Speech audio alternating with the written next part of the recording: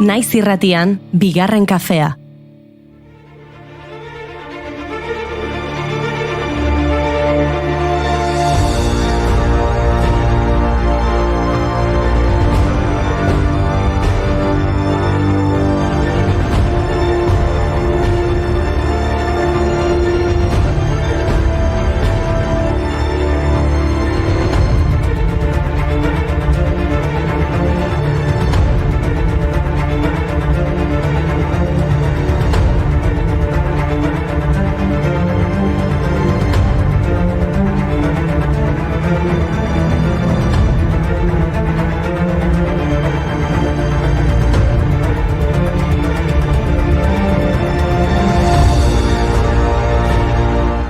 Arratsaldeon, katilu handiagoa behar dut eskuak berotzeko. Azaroaren 23 da, kalera atera naiz eta hotza kakatzen ari nintzen.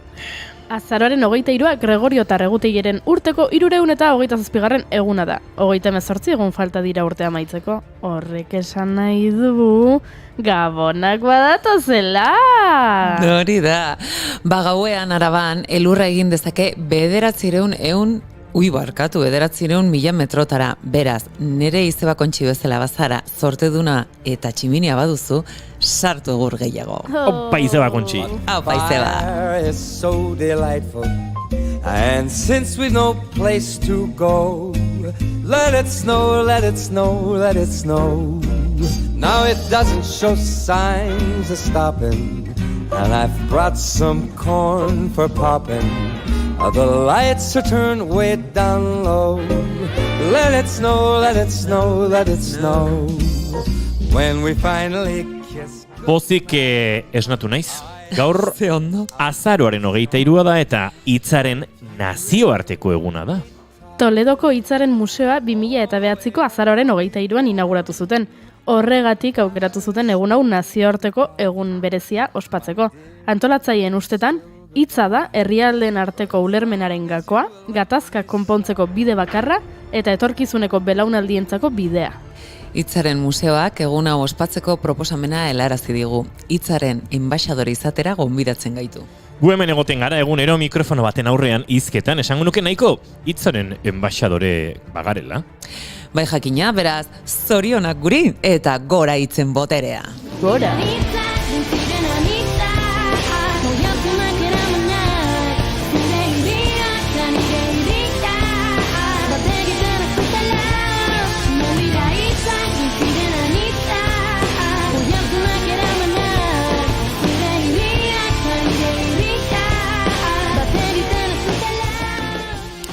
Hitzekin jolasean ibiltzen den pertsona bai zen gaurko egunez Jose Mari Espartza, nafar idazle eta editorea, Txalaparta argitaletxearen sortzaile eta zuzendaria. Eta gaurko egunez Roald Dahl hiltzen eleberri eta ipuin laburren galestar idazlea. Haurrentzako bere lehen liburua The Gremlins izan zen, Royal Air Forceko folklorearen parte ziren izaki gaizto txiki batzuei buruzkoa. 1943an argitaratu zuen Walt Disneyk eskatu ziolako, inoiz egin ez zuen film luze baterako. Dalek 20. mendeko aurrentzako lan ezagunak sortzen jarraitu zuen, hala nola Charlie eta Txokolate Fabrika, Matilda, James eta Musika Erraldoia edo Boy, haurtzaroko kontakizunak, non bere haurtzaroa kontatzen duen.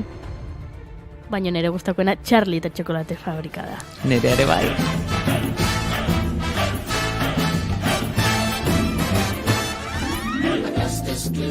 Augustus Gloop, the great bakery nincompoop. Augustus Gloop, so big and vile, so greedy, foul and infantile. Come on, we cry, the time is right, descending, shooting. Geure buruari hitzaren enbaxadore titulua jarri diogunez, goazen hitz berrietaz hitz egitera. Euskaltzaindiak urtean bitan eguneratzen du hiztegia 2016az geroztik, urte amaieran argitaratuko dituzte bigarren seilileko hitzak, baina 2021ko lehen 6 hilabeteetan eginiko lanaren emaitzak jasota ditu jada Euskaltzaindiaren hiztegiak. Uztailean eman zigun Euskaltzaindiak hitz berrien berri, denera 582 forma berri jaso ditu, 227 sarrera eta 165 azpiz sarrera. Horrez gain, 975 forma ere moldatu ditu. Hitz horien artean batzuk nabarmendu nahi izan ditu. Asko dira azken hilabeteetako albisteekin lotura dutenak. Bereziki, pandemiarekin koronavirus, asintomatiko, berragerpen, deskonfinamendu. Niri gozea sartu zait. Janariarekin erlazionatutako asko sartu baitituzte. Chef, jengibre, lasaña, fabada, foie, mojito edo polvoroi. Polvoroi. Belar biltzeko sarderik ere ez dagon baserrikua. Hiru polboroio bitartean baino lehorrago kua. Oi euskalduna baldin badegu inor ez da kanpokua. Oi euskalduna baldin badegu inor ez da kanpokua.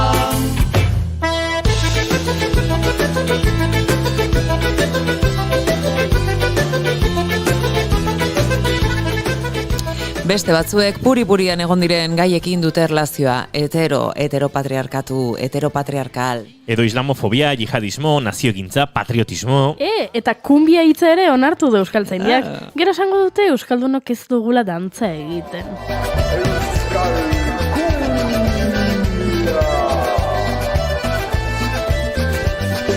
Munduare erdu, baino lehen pentsatu hau aldatzeko zerein behar den. Gure arbazoek egin zuten bezala bizitzaren alde. Gu borrokatuko gara zure auzoan, edo herrian bizitzaren irian, edo aberrian bihotza martzen jartzeko ordua iritsi da, benetako aldaketaren garaia helduta.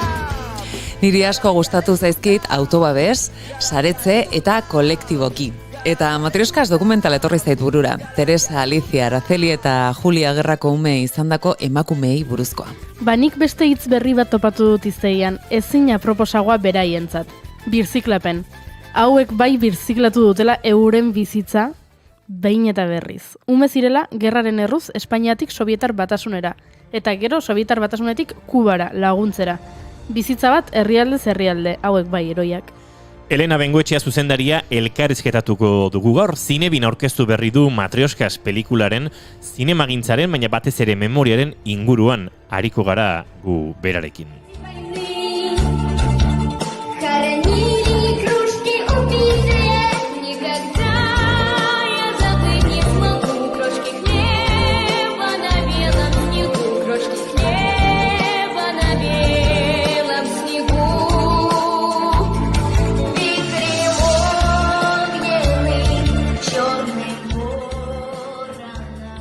Router, interkonexio, teknologikoki, smartphone, Unai Elordi Hidalgorentzat hitzak dira horiek. Gaurkoan, adimen artifiziala alde batera utzi eta gertuagokoak diren kontzeptuak erakutsiko dizkigu. Askoz gertuagokoak. Phishing edo smishing zer diren azalduko digu, eta horrelako erasoetaz babesteko zer egin behar dugun kontatuko digu. Phishing, smishing, VPN edo VPN, hitz horiek ez ditut ikusi euskaltzaindiaren zerrendan, Pixin ez behintzat. Horregatik gonbidatuko dugu Elordi gurera, ea ulertzen dugun zerbait. Don't worry man, you get scared. Whatever happened to your heroes, you can be free.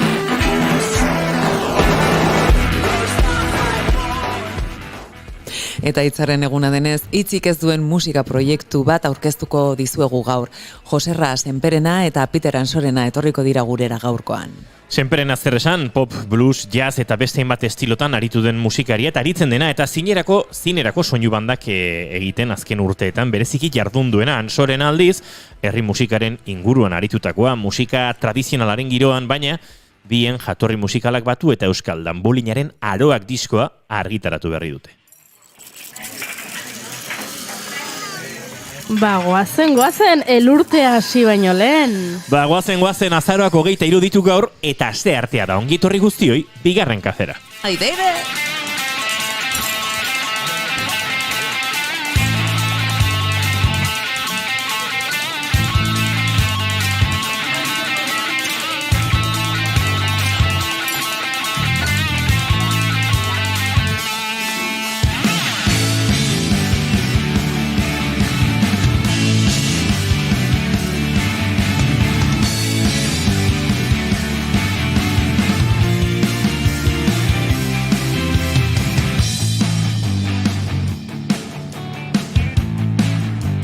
Zuekin dagoeneko kuadrodun Amerikar txaketen defendatzaileen klubeko presidenta bezala ere izendatu genezaken emakumea Maitena Salinas Beizegi, arratsaldeon! Arratsaldeon Euskal Herria, hori naiz ni. Eta etxekoei arropa lapurtzen diena ere bai.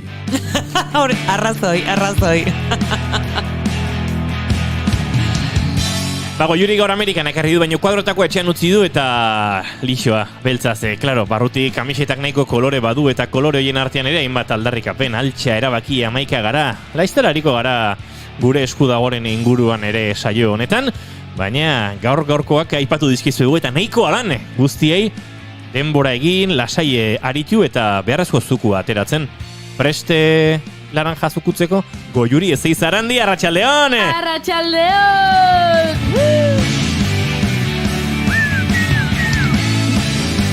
Ia ez dula egindu arratsaldeon esaterako, baina aguantatzen ari da.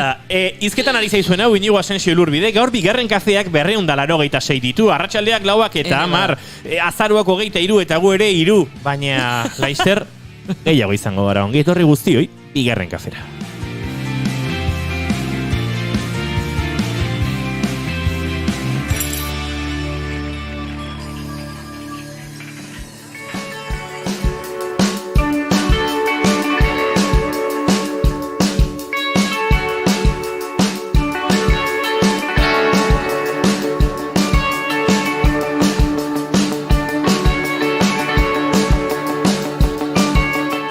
Eta noski maite duten tarteari heldu behar diogu, baina beharrez gainera. Eta maitena Salinas beiztegi, txoine maitena, barkatu, baina hemen diote, barka jaztu, entzuleo, baina batek streamingetik, kaixo ju, maitena ze guapa, bestea Goiurik erakus dezala gehiago kamiseta, etzera ondo irako ikusten, kaixo nire hemen nago, majos, majas? Apa, Gorka!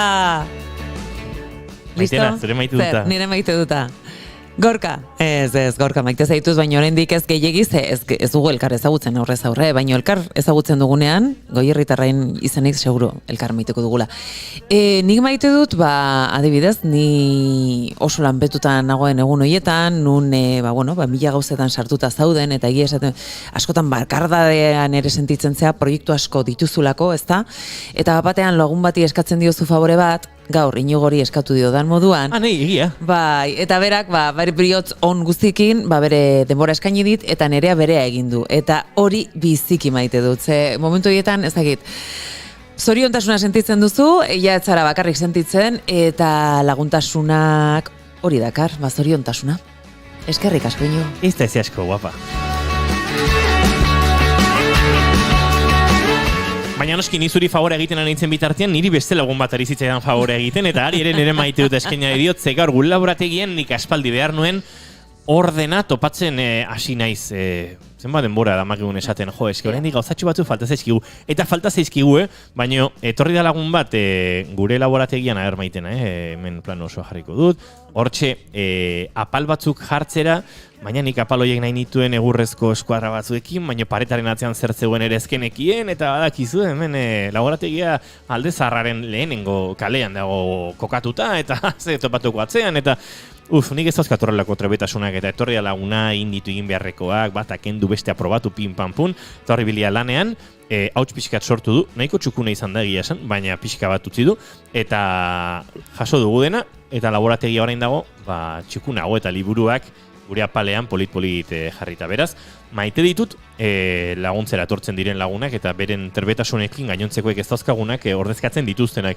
Baina hori gertatzen ari zen bitartean beste lagun batek idatzi dit. Ei, lagun, saiorako musikak kontrolaute? Irlandarra da bera, baina euskaraz oso ondo egiten du eta horrela egiten du. Eta playlist bat sortu gutzut, irratixa, eta bialduit playlista. Eta esan dit, uplifting da? Uplifting azten da baino gero ja lasaiagoak eta French Press izeneko kantu hau, Rolling Blackouts Coastal Feverrekin, abiatu dugu saioa berari esker, beraz, biei, maite zaituzte.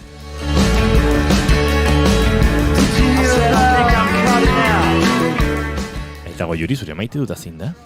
Ipatu dugu gaur hitzaren nazioarteko eguna dela, eta idazle bat aipatu nahi dut. Baina idazle hau izango da hitzakia beste gauza bat aipatzeko. Gaurko egunez jaio zen Begoña Bilbao, idazlea, Bermeon. Berak idatzi zuen Palestina zure mina liburua. Eta liburu hau nik eskolan irakurri nuen.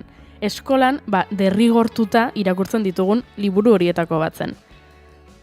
Badakizu ez da, urtero, 3 liburu ustet izaten zirela, urtean, irakurri beharrekoak, gero gaina azterketan galdera sartzen zen, eta nik aitortu behar dut, maite ditu dela liburu horiek, Eta niretzako etzela lana liburoiek irakurtzea. Nik enuela sentitzen derrigortuta nengoela.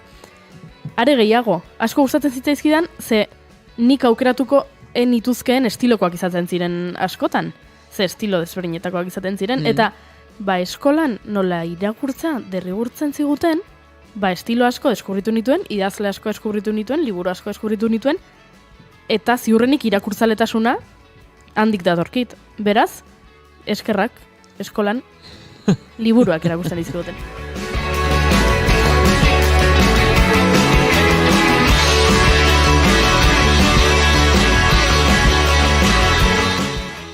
Egunero bezalaxe, baina gaur modu berezian, esker hitzekin abiatuko dugu hitzaren nazioarteko egunaren saioa. Ongitorri guztio, bigarren kafera naiz irratiaren sintonian zaudete, 4:06 minutu oraintxe bete dira eta oraindik asko daukagu zuekin elkar banatzeko.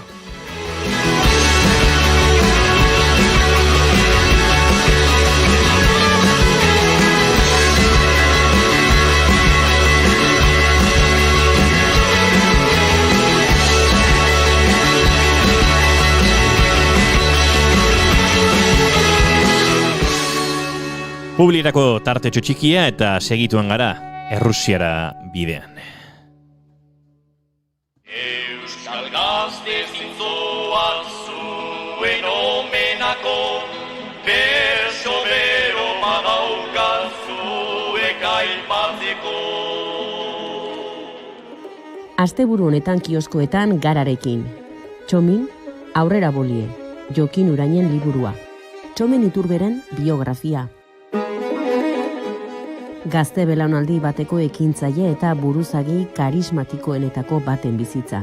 Izaera, klandestenitatea, jazarpena, heriotza Algerian, lekuko zuzenen testigantzekin kontatua.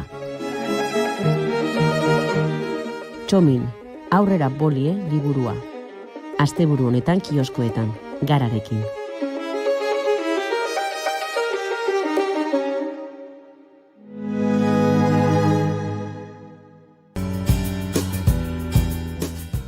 Igande honetan, Nafarroako bertsolari txapelketako finala. Eneko Fernandez Maritxalar, Eneko Lazkoz Martinez, Joanes Ilarregi Marzol, Josu Sanjurjo Altzuri, Julio Soto Ezkurdia, Saioa Alkaiza Guaiar, Sabat Ilarregi Marzol eta Xavier Silveira Etxeberria. Lauterdietatik aurrera, naiz irratian.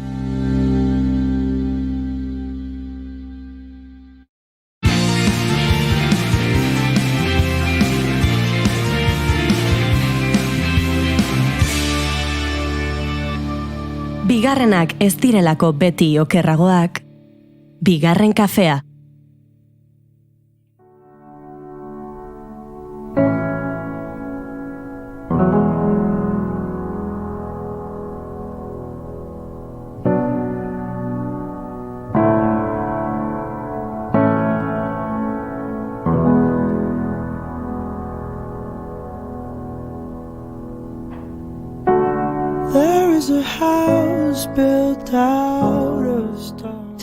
Batzuetan bizitzak bere aukerak zabaltzen ditu gutxien espero duzun momentuan. Iluntasunean ere argia dagoela erakutsiz eta oztopoak okazio bihurtuz. Horrelako zerbait pasazitzaien Teresa, Alicia, Araceli eta Juliari, 80 urteko 4 emakumeei, deserriaren alduntzea zer den gorpuztu zutenak. Bai, ez da oksimorona. Beraiei deserriak gauza on asko ekarri zizkien Sobietar batasunerako bidea hartu zutenean. Ume batzuk besterik ez zirenean, eta ondoren, heldutasunean arlo desberdinetako aditu moduan Kubara joatea erabaki zutenean. Garai haietan emakumeek ez zuten gizonek zuten aintzat espena izaten, egun baino gutxiago, eta beraiek umezurtz izateko era desberdinak zeudela ikasten zuten bitartean, emakume aldunduak egin ziren, goseari, hotzari eta gerrari erresilentziaz aurre eginez.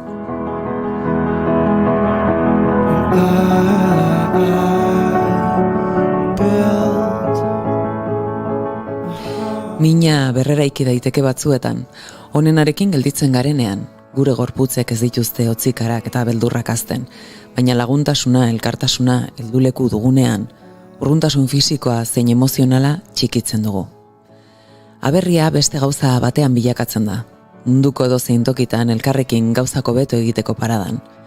Eta honen inguruan eta gehiago diardu, Elena Bengoetxea Gelbenzuk zuzendutako Matrioskas, Gerraren alabak filme dokumentalean.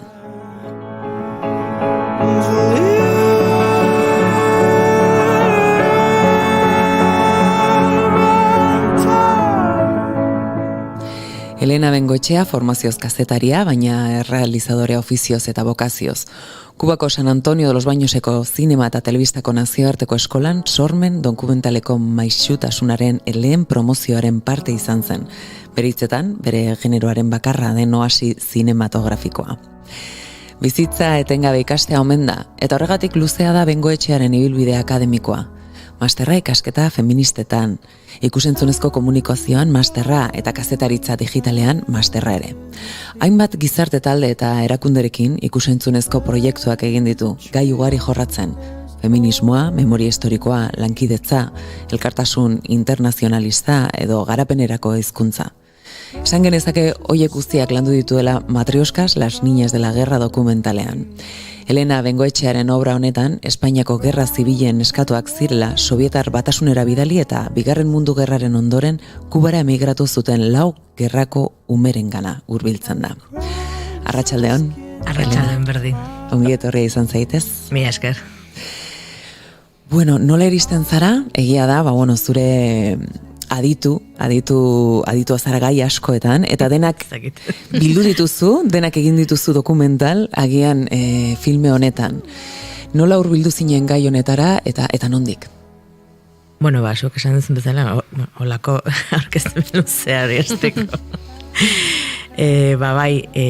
Justo orain dela 5 urte, garai horretan Kuban bizi nintzen, ikasketako horiek egindakoak, eta justo momentu hortan, ikertzen justo maiatzak aldera, edo lako zerbait, edo apila aldera, gerrako neskato baten inguruko dokumental bat estrenaitu egin zuten horri ikaiken, hango zinemagintza institutuan, Isabel Santos zuzendariak egindakoa, eta enteratu nintzen kasualitatez, eta momentu horretarako susmatu nun zerbait, zeren justo egia esan jatorrizko idea zen nirea, Joseba Sarriona handia izan zen, berarekin hizketan eta bera kontatu zean historia, denok hemen nik uste gutxi gora bera ezagutzen dugu, ez? Nola, Gerra Zibilen garaian, umetxo batzuk edo, multzo handana izan zen, 35,000 inguru gutxi gora bera, atera zituzten hemendikan, gerratik kanpo usteko, eta denok dakiguntze, horren ondoria zen izango zen, nahiko drama horren inguruan, eta bera kontatu zidan, espaldik esagutuzuna Asturiasko emakume batzuk, baita Euskaldun batzuk, han bizi zirenak, nola 1971 joan ziren voluntarioki, oiko Errusiatik, Moskutik, hain zuzenean, Labanara, ez? Pixka bat, tango hasieran zegoen, egite hartzegoen herri berri horretara, ez? Eta horrela joan ziren 200 bat edoan hispano-sovietikoak deitzen duten. Eta berak kontatu zean historia, eta berak pasatu zean lehendabiziko kontaktuak, eta justo koinziditu zen emakume honen historian zineman zeunden momentu horretan. Eta horrela hasi nintzen, berarekin ero bere eskutikan olako ikerketa, ez? Eta gero, proiektua hain ditu zen, han ezagutu gutxien ez diru, eta, haien hortik tiraka, ez? Hasi nintzen gero, bueltatzeakoan, Asturias aldean, eta bai Donostian, eta bai Barcelona, pizkatik ertzen, eta horrela ezagutu nintuen dainbat emakume, zerenik neskan butikoak ziren, baina ni pertsonalki nahi nun bakarrik emakumekin egitea, ez uzuk esandakoa. Ez da, nahiz eta, bizi pozak edo bizipenak nahiko antzekoak izatea, ez da gauza bera. Guretzako emakume bezala ez da gauza bera. Gaur egun, pentsazazu, pasaden mendeko hasiera, noleko zango zenetan, ikuste, berarintzako izan dela ezorte ikaragarria, ez? Bai, kurioso ematen duela, ezta? Bai. Esatea horrelako egora batetik sortu duen sentitze hori, baino beraiek behin eta berriz ere aipatzen dute, eta batez ere aukerak izan zituztela, kaso Espainian geldituta, posible izango ez zirenak, ezta? Hoize da, bereziki momentu horretan, ez? Nola Frankok irabazizun, estatu kolpe horren ondorioa gerratea, 3 urtez pasata, eta bera irabazizun, eta geroztik bakigu zer gertatu zen hemen, eta garai horretan zaila zen mundu mailan emakumezko nahiak edo askatasun hori errealitatea bihurtzea, pentsazazu olako diktadura batean, ez? Denakigu, gu oso gutxi ezagutu, baina gure amak eta aurreko belaunaldiak oso ongi dakite nola emakumeak umeak bezala ziren, ez? Diktadura horretan eta denontzako baimena behar zuten, eta olako egora batean gainera emakumeok nahiko familia pobrekoak ziren, nahiko klase bekoak, eta pentsatzu horrekin hasteko bai gizonezkoa bai emakumezkoa oso zaila zen bere garaian ikasketak, olako ikasketak lortzea, eta emakumen kasuan askoz okerragoa, ez? Eta niretzat hori izanen da ezaugarri bitxiena, ez, kasu hontan emakumeekin eta gizonekin konparatuz, esan nahi dut, kasu hontan, ez, nahiko bestela, bizizan nahiko gogorra izan da, ez, orokorrean, bai haientzako, bai emakumeentzako, bai gizonentzako. Bigarren gerrate mundiala ere jasan behar zuten, justo herri horretan, ez? Eta eta nik uste haientzako oso gogorrago izango da zen bestea, hemengo gerratea azken finean txikia ziren 4 urtetik 12 arte gutxi gora bera, hauek ziren zarrenak 12 urtekin, eta batzuten bere oroipenak eta horrelak, ez? Adibidez Teresak bera bizi izan zuen Gernikako bombardaketa. Hala ere, hango gerratea gogorrago izan zen, koiskorra ziren, ez? Eta, ja zuten beste konozimentu finkoagoa, ez da? Eta, oso gogorra, hala ere, nik uste, haiek ere ikusten bere burua nahiko sorte dunak.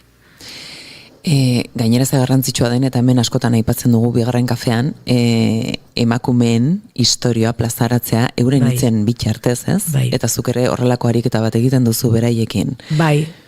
Hola, saiatu nintzen ez dakit batzutan, pentsatzen du zu eroturiz zaude, eske jende gutxi gatzen da, jako belaunet taldikoak eta horrela aukeratzea edo nolabait esateko gizonek kasuntan baztertzea pixka bat ezakite posiblea dena, baina ni saiatu nintzen eta horrela zen nitzat oso garrantzizkoa zen horiz. Gainera horrelako emakumeak historia izan diz idatzitako historia horretan ere parte hartu dute, baina gero ez dire liburutan eta olertan agertzen.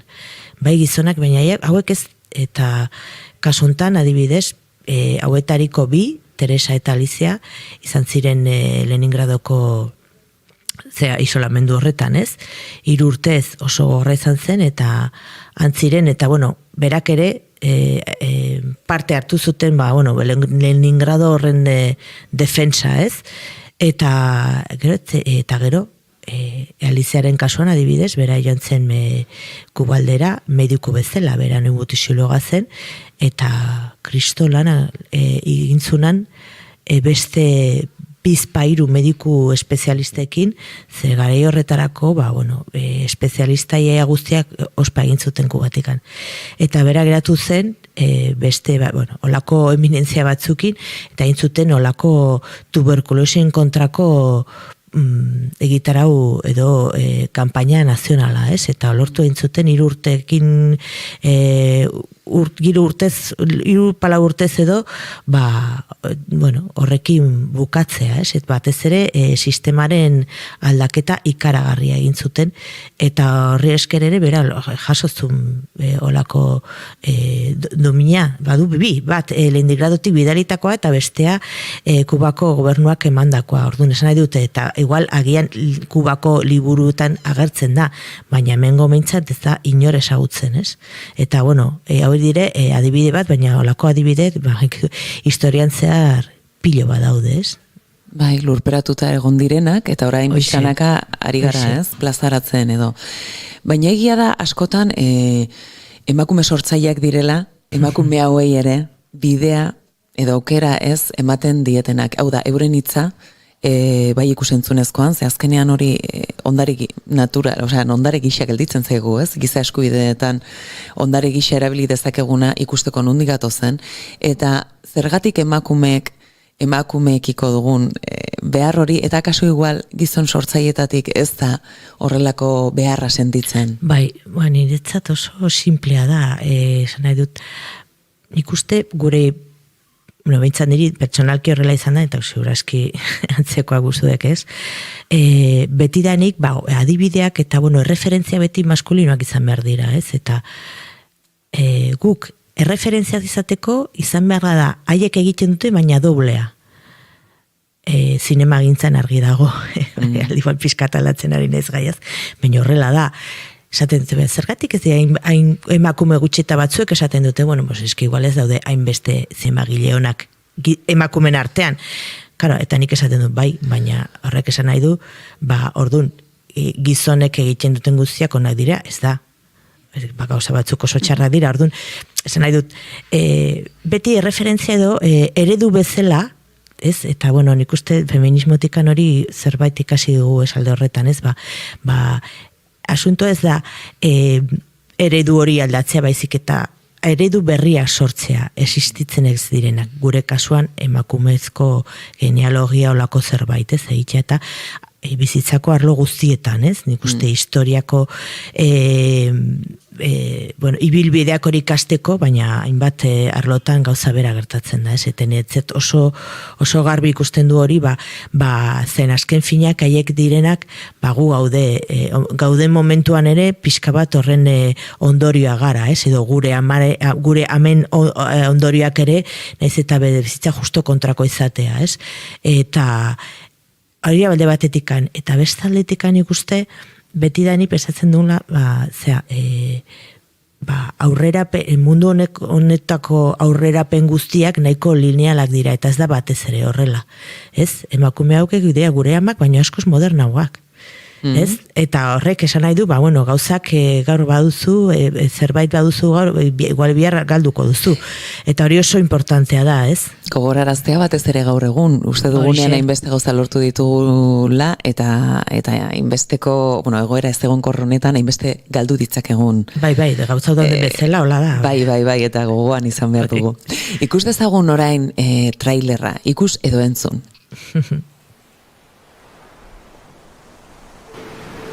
¿Por qué no la mandamos que va a haber una expedición para la Unión Soviética? Preguntárselo. Sí, pues me voy.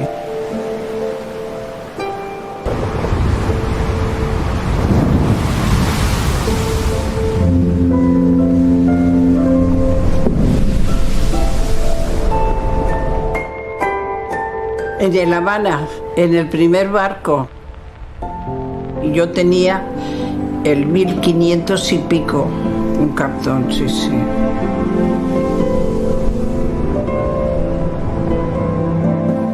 Puede decirse que solamente Rusia y México atendieron a los niños de la guerra como este video.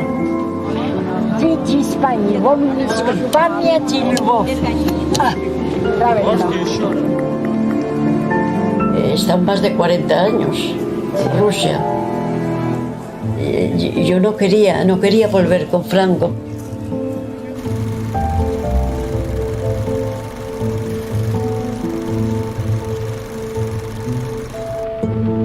Estábamos a 45 bajo cero, llegamos.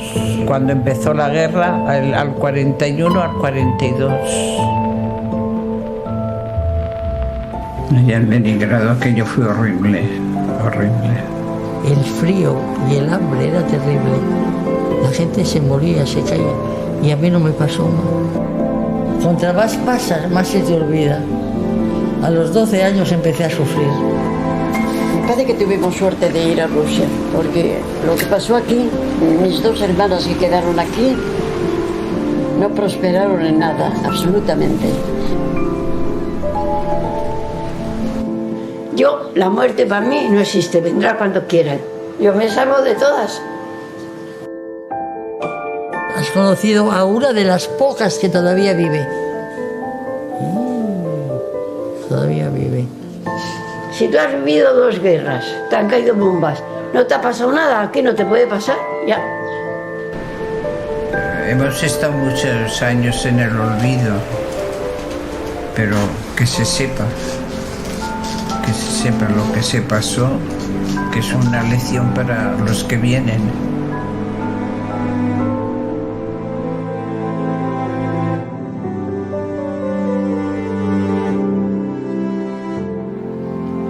Kuriosoa da hor entzun dituguna azken testigantza horien atzetik esaten dut, zeri ukiko diot beldurra, erori zaizkit bombak, erori zaizkit bizi izan ditut gerrak, etxeri gabe bizi izan du naiz, beldurra nik zeri 82 urterekin fascismoari diot beldurra esaten du. Holaxe. Eta hori bai erortzen dela bomba baten moduan ikuslearen belarrietan, ez? Oso testigantza gordinak daude, hori bat, beste asko, baina nik galdetu nahi nizun, Elena, lehen maitenak ere aipatu du eta goizean aipatu dugu, ez, dokumentala ikusita, badagoela kaso mezu bat nahiko argi geratzen dena, eta da emakume hauek deserrian aurkitu dutela, hemen aurkituko etzuteken ahalduntze bat, eta etorkizun bat emakume bezala, ez, gizarte horietan.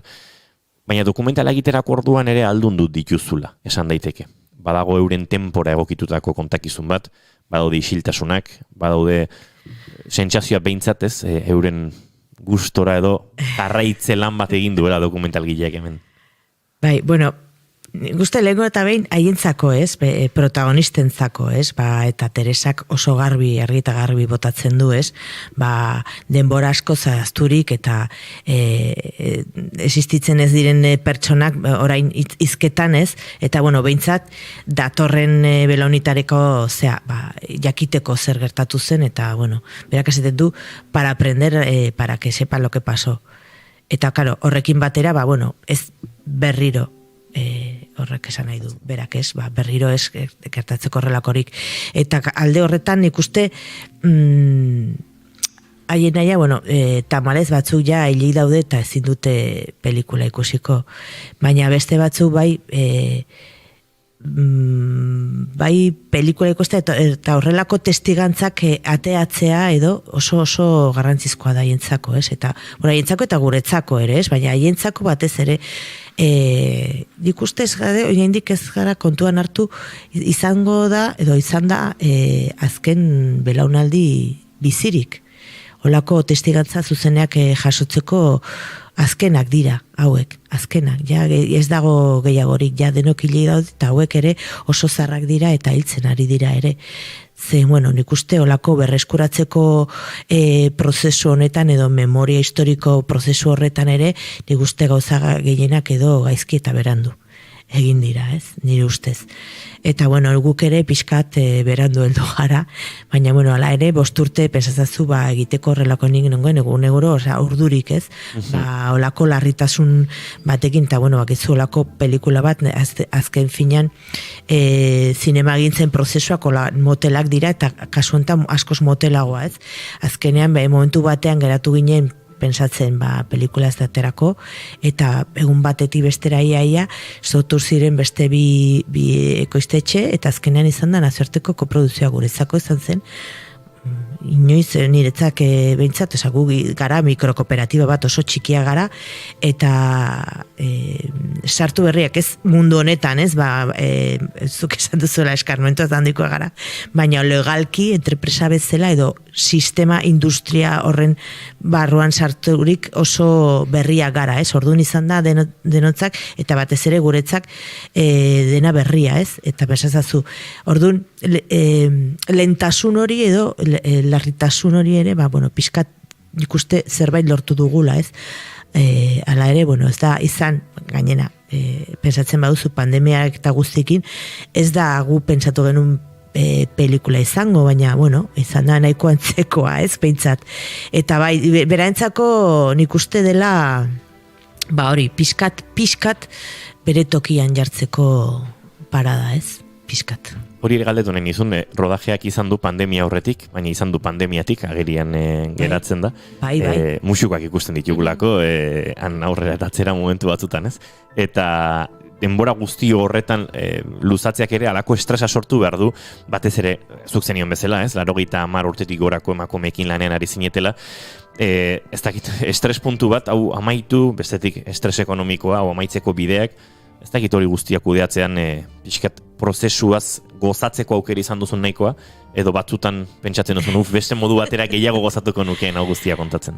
Bueno, galdera zaila. Nik uste, prozesu guztiak zinemagintzan horrelakoa dira, ez? Normalean hasieran pensatzen duzun pelikula edo zu buruan duzun pelikula azkenan ez dateatzen, beste zerbait ateatzen da, eta normalean iza onerako zen pensatzen duzu hau batez ere esan nahi dut pelikulak dokumentaletan, ari naiz, fikziozko pelikulak beste gauza bada, baina gure kasuan, normalen dira ekipo txikiak, aurrekontuak txikiagoak, eta gero zinemetan ateatzeko zailagoak, baina guzti ala eta guztiz ere, nik uste nahiko alde apasionante ezakin nola esan, ez? Azken finean zure protagonistak ez ere benetazko pertsonak dire, ez? Ordu, botu bere bizitzak eta bere munduak eta bere egia. Eta egin bere egia ez da zurea, ez? Orduan hori ere konpondu behar da. Eta askotan errealitateak erakusten duzuk nahi ez duzun ikusi, ez? Orduan, karo, hori ere oso gogorra da, baina oso polita ere, ez? Eta, kasu honetan izan datzuk esan dazu, ez? Gainera oso zarrak eta batzuk ja, gauzak gogoratzeko zailtasunekin, edo zailtasun fisikoak eta ala ere hor segitzen direz, eta hori ere kontuan hartu behar duzu, bere denborak eta bere ezaugarriak, ez? Eta gero, diroa aldetika, hori beste saltza bada, ez? Industria sistema horretan sarturik, igual nik beste tokitik bat nator, ordu niretzat oso berri izan da, eta oso kasu batzutan oso absurdoa ere, ez? Baina, horrela da, eta bai, estresa, bai, estresa handia, baina nik uste, eta oso nekaturi bukatu naiz ni, baina nik uste zerbait lortu den, behintzat, han egon ziren jendeak berriro berpiztea edo kalera ateratzea, ez? Justo zinebin egin genuen estrenaldi horretan, etorri ziren 4 agure. Ni bakarrik ezagutzen besteak ez. Eta oraindik ere ari naiz deiak eta e-posta jasotzen, jende ez ezagunak esanez, nire amona edo nire aitatxi edo nire amak edo noiz ikusiko dugun pelikula, nire herria noiz etorriko da, nire ama 82 urteko ikusi nahi dut, eta izan da ikaragarrian hitza, eta hori oso emozionante izan da. Horretarako bakarrik pena merezi duna. Ez dut goiurekin ontaz hitz egin, baina guk baditugu bi kolaboratzaile saiontan ostiralero, Kontxita Beiti eta Marimi Ugalde, ez 80 urteko adinudietan, baina 80ko adinean daudenak, eta 82 urteko bi amona maitagarri gure saioan gai askotaz hitz egiten dutenak, eta gainera ez bakarrik amonekin akaso norbaitek irudika ditzaken gai goxuetaz, baizik eta gai politikoetaz, beraiek oso emakume politikoak izan dirako, militanteak eta aldunduak, eta indarra hondiko emakumeak, eta atzo dokumentala ikusten pentsatzen nuen, Kontxita eta Marimik ze gustore ikusiko zuketen dokumentala hau. Niko bai. Pentsiko zinen? Hombre! Esaten duenean, Teresak esaten duenean, beha ez dela etxetik ateratzen bere zearekin. Errepublikako ikurrakin, bai. Ikurrakin, eta komentatzen zituen gozak, eta pentsatzen honu izkio da, Kontxita eta Marimi bezala. Geroz eta helduago eta geroz eta politizatuago daude. Bai, nik uste Kontxitari asko mugituko diola, ze Kontxitak anai bat galdu zuen, ezagutu ez zuen anai bat, ez Gernikan, uste dut Gernikan jo lentxeago edo beranduago Durangon ere bombardaketak izan ziren, eta horlako bombardaketa batean Kontxitaren amak galdu zuen, bere semea, Kontxitaren anai izango litzatekeena, halako bombardaketa batean, beraz, bai, nik uste normala dela, ez, bai zu jaso dituzun mezu horiek, denok ekarri ditugu gogora gure Aiton Amon, gure helduak, gure inguruko helduak, dokumentala ikusterakoan, ze uste dut asko mugituko dietela, ez, barru? Bai, niretzat hori oso politxa izan da, ez? Eta, bueno, egetzen ez, nigu unkiturik ez, osea, askotan esaten dute, dokumentalekin zerbait aldatu ez, nik ez dut horrelakorik ikusten egia esan, gauzak aldatzeko zerbait gehiago behar da, pelikula bat egin ordez, baina hala ere, zerbait mugitu da, eta ni oso konten nago aldorretikan. Eta bestaldetikan, zuen esan dakon segituz, gainera oso zaila da agurek irudia pelikuletan ikustea edo ze irudiak ikusten ditugun normalean, ez da gure hauek emakume hauek dire oso zarrak ematen du, olako amatxi baten arrunta eta gero ez da horrela ni pa Dios, dire zuk esan asko politizatuak eta oraindik ere segitzen da horrela, ez? Igual Kuban daudenak desberdina zen azken fina, haie beraientzako olako irautza parte hartu egin dute orduan ja, haientzako pixka bat lana egina dago, ez? Nola baita esateko. Hemen etorri ziren, hemen bukatzen diren ordez, hauek etorri ziren herri ez ezagun baterako, ez? Bere memorian ez zegoen herri bat. Ikusi zuten eta horren ondorioak izan dira, bere militantzia politikoa ere, ez? Gauzak aldatzeko nahian, ez? Eta, karo, hori oso bitxia da, zen beti batu olako irudia, olako agureak ez zute horrelakorik egiten, ez? Eta, hori ere, pelikula batean agertzean niretzat garrantzizkoa da ere. Zegogorra gerora, ez? Etxera itzultzerakoan oraindik euren posizio, euren jarrera politikoengatik jasandako jazarpen hori ere kontatzen da. Baina oso gogorra behar du askotan Saharar herriaren gatazkari buruzari garenean aipatzen dugu, ez? Badirela ja belaunaldi asko, desente, euren jaioterria ezagutu ez dutenak eta imaginatzen dutenak eta oso gogorra behar du etxerako buelta proposatzea inoiz zure buruari 40 urte, 50 urte, 60 urterekin ezagutu ez duzun herrira. Han jaio eta ezagutu gabeko hortara, ez hor bada egoera abismala itzulera horretan. Memoria ze gauza bitxia den, ez da, nik uste memoria beti da eraikin bat, ez? Beti da, edo zein kasuan. Baina, kasu honetan, askoz gehiago zeren bere eraikitasun horretan sartzen da herri oso bat. Gauza bada, zure memoria, zure jendearen oroimenak eta hori nola kontatzen duzu edo zer duzun zure buruan agian zure bizitza da eroimenak betez eta geroari begira oso gutxi, ez? Baina hortaz aparte zure herrian esilio edo erbesteratu ez gaudenok edo esperientzia hori ezagutzen ez dugunok badugu gutxi gora bera gure herriko irudi finkoa edo, objektiboa nola baita esateko, baina hauek bere herria beti danik izan da memoria horren barruan, ez? Eta azken finak beste eraikin bat da.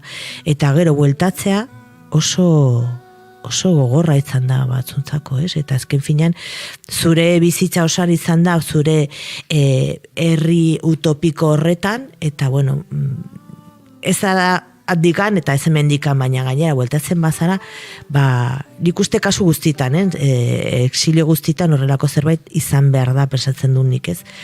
Zure irudia eta realitatea zer dut eman komunean, ez? Eta igual ez dago deus. Baina kasu honetan izan da, karo, beti da nik, 12 urtekin joatea eta 25 urte pasata, edo beste kasu batzuntzako 50 urte pasata edo, karo, konstruzio edo hori, egin duzu etxe hori zure buruan ez da benetazkoa, ez? Orduan hori izan behar da oso impactante ez da. Eta hori ere gainera jasaten dute familiarekiko ere bai, ez da? Esaten dute, gerrako alabak garenok, aizpak garela uste dugu, lagunak baino gehiago aizpak galduak ditugulako. Bai, hori da. Beste momentu batean, Arazelik botatzen du, ze olako bizi modua, ez? Umezurtz gurasoekin bizirik. Eta nik uste hori nahiko grafikoa da, ez? Kontatzeko pixkat zen egoera, eta hala ere bere kasuan, iaia 3.000 neskato eta mutikon haien arteko bizitza erresagoa zen azken finean elkarrekin zeuden, ez? Orduan hori oso garrantzizkoa izan da bere bizitzan, eta horregatik Teresak esaten du, karo, nire aizpa galdu egin, eta gainera berak hori esaten du hasiera, baina gero bukaeran zerbait susmatzen dugu zen berak esaten du, ni bueltatzeakoan joan nintzen gurasoen etxera, han zegoen bere aizpa ere, eta bizirik, baina galdurik.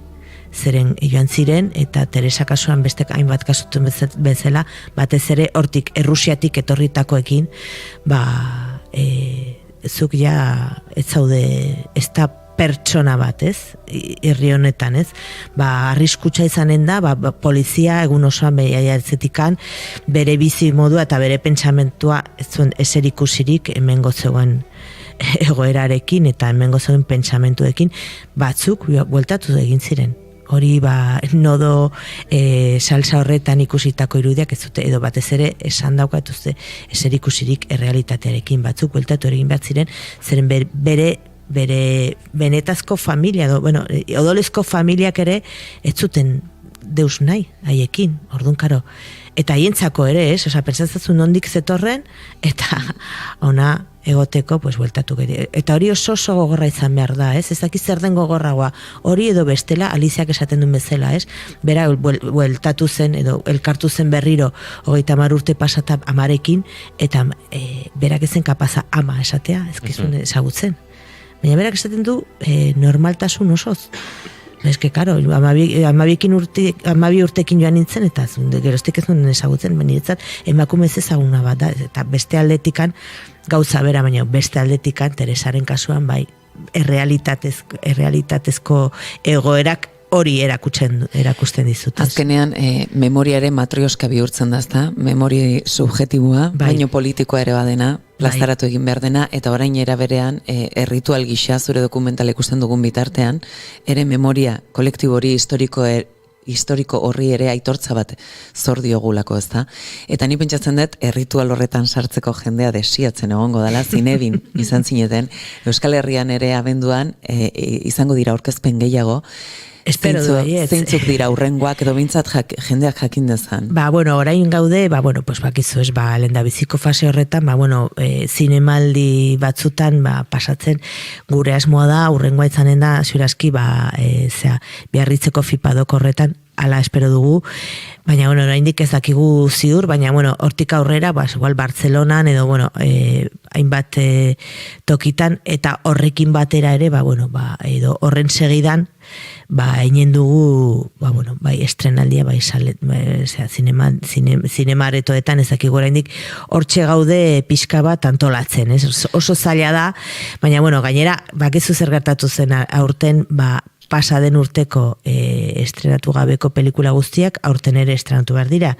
Orduan, merkatua oso zaila dago, alde batetikan oso ongi dago hori, zen, pelikula badagoela mugimendua, baina mendik deialdi bat egingo diogu, ze Julia Alicia, Araceli eta Teresak merezi dutelako, aspaldik TikToki hori, beraz, mesedez, Euskal Herrian, eta mendik atere ikusteko aukera izan dezazuela.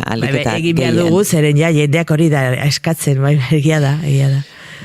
Elena, plazerra izan da, mila esker, sortu duzun dokumental honegatik, beraientza protagonistentzako baita, baino beste guztiontzat ere. Mila esker, eta hemen itxoite zaitugu bigarren kaferako, jakina. Mila esker zuei. Plazer bat, izan ondo.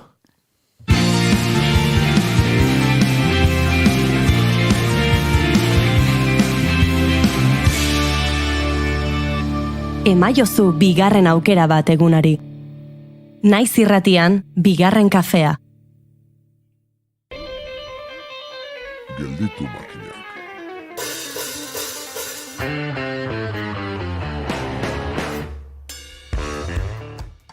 Honela dio kazetariei buruzko esaera batek.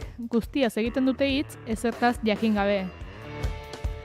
Tentsioa baretzeko 2 segunduko pausa honen ondoren, jakizue ez dugula haizez beteriko berbalapikoa ekarri, are gehiago. Jardun espezializatua duten 2 jakitun ekarri ditugula komunikabideek ingurumen gaietan duten funtzioaz hausnartzera.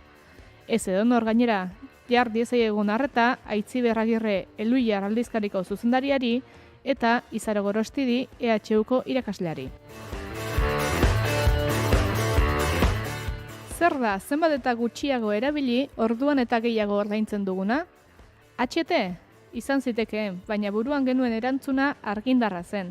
Kilobatioaren prezioak eragindako arrabotsak itzalegin badio ere, duela zenbait hilabete aldatu zen tarifa. Entzule, zoaz fakturaren bila Goiener taldeko Leire Astigarragak bera ulertzeko gakoak emango dizkigu. Detaile txikietan omen dago aldea. Hartutako neurri oro komendu eragina. Horretaz, kontziente da Ane Fernandez, eta tindaketa naturala baliatuz, azal sentikorreko erabiltzailei zuzendutako zapigintzariekin dio. Alba Cabrera izan da oihal horien artean. Adi adiskide, astera doa gelditu makinaken bigarren denboraldiko 9. saioa.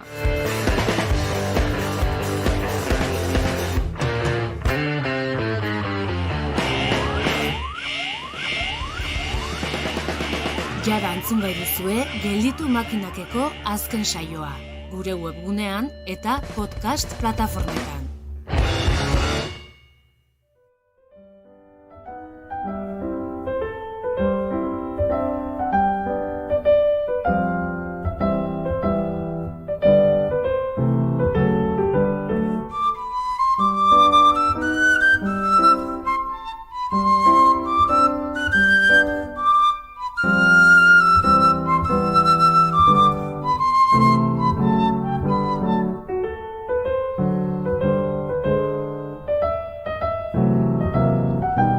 Aurreratu dizuegu gaur Joserra Senperena eta Peter Ansorena gurean izango genituela eta izango genuela aukera aurkeztu berri duten Euskal Danbolinaren aroak zertxo baite gehiago ezagutu eta hobeto ulertzeko eta gu promesak betezaleak gara eta gurean ditugu dagoeneko.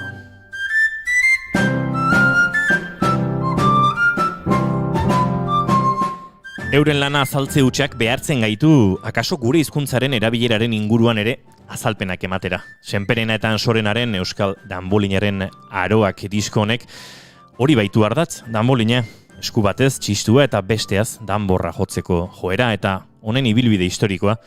Jose Ignacio Ansorenak heldu ditu noski txistua eta danbolina eta bi esku horiei beste bi esku gehitu, Joserra Senperenaren pianoarenak.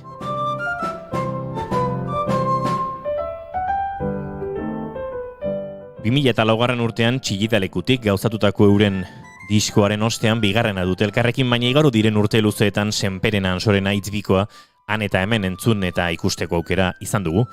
Lanak, esango dugu baduela pedagogikotik, etnografikotik, ikerketa eta aldarrikapen historikotik, eta baita akaso soinu esperimentaziotik ere. Soia bezain jantzia, minimalismotik askotan, dantzarako erritmoetatik bestetan, perkusio ere zaindua une oro eta esango nuke Joserra Senperenaren ezkerreskuak entzuten duela etengabe Ansorenarena, ia oharkabean, baina etengabe. Honako pieza hauek osatzen dute diskoa eta izenei buruz ere galdetuko diegu deno, soinu zaharrak, Korpus Goizeko deia, Humboldt suitea, Anboto azpiko doinuak, Balmaseda suitea, Groseko baltsak, Txutxupe jota eta Habanako kontradantzakin osatutakoa, Artzain doinua, Aintzineko abestiak eta baita bestelakoak ere.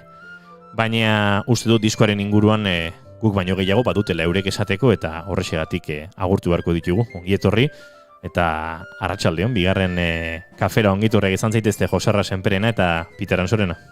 Eskerrik asko. Arratsaldeon. Bueno, lehenengo galdera lekuari buruz. Ze izan zenuten Txillidalekun abiatutako esperimentu hura edo elkarrekin egindako disko hura 2004an urteak igaro eta orain beste toki berezia aukeratu duzue Beasaingo Igartza Jauregia eta Igartza Jauregiaren soinua ere badute entzuten ditugun notek, beraz ez da edonolako galdera, zergatik Igartzako Jauregian, Peter? Batetik lotzen dalako gure asmoarekin.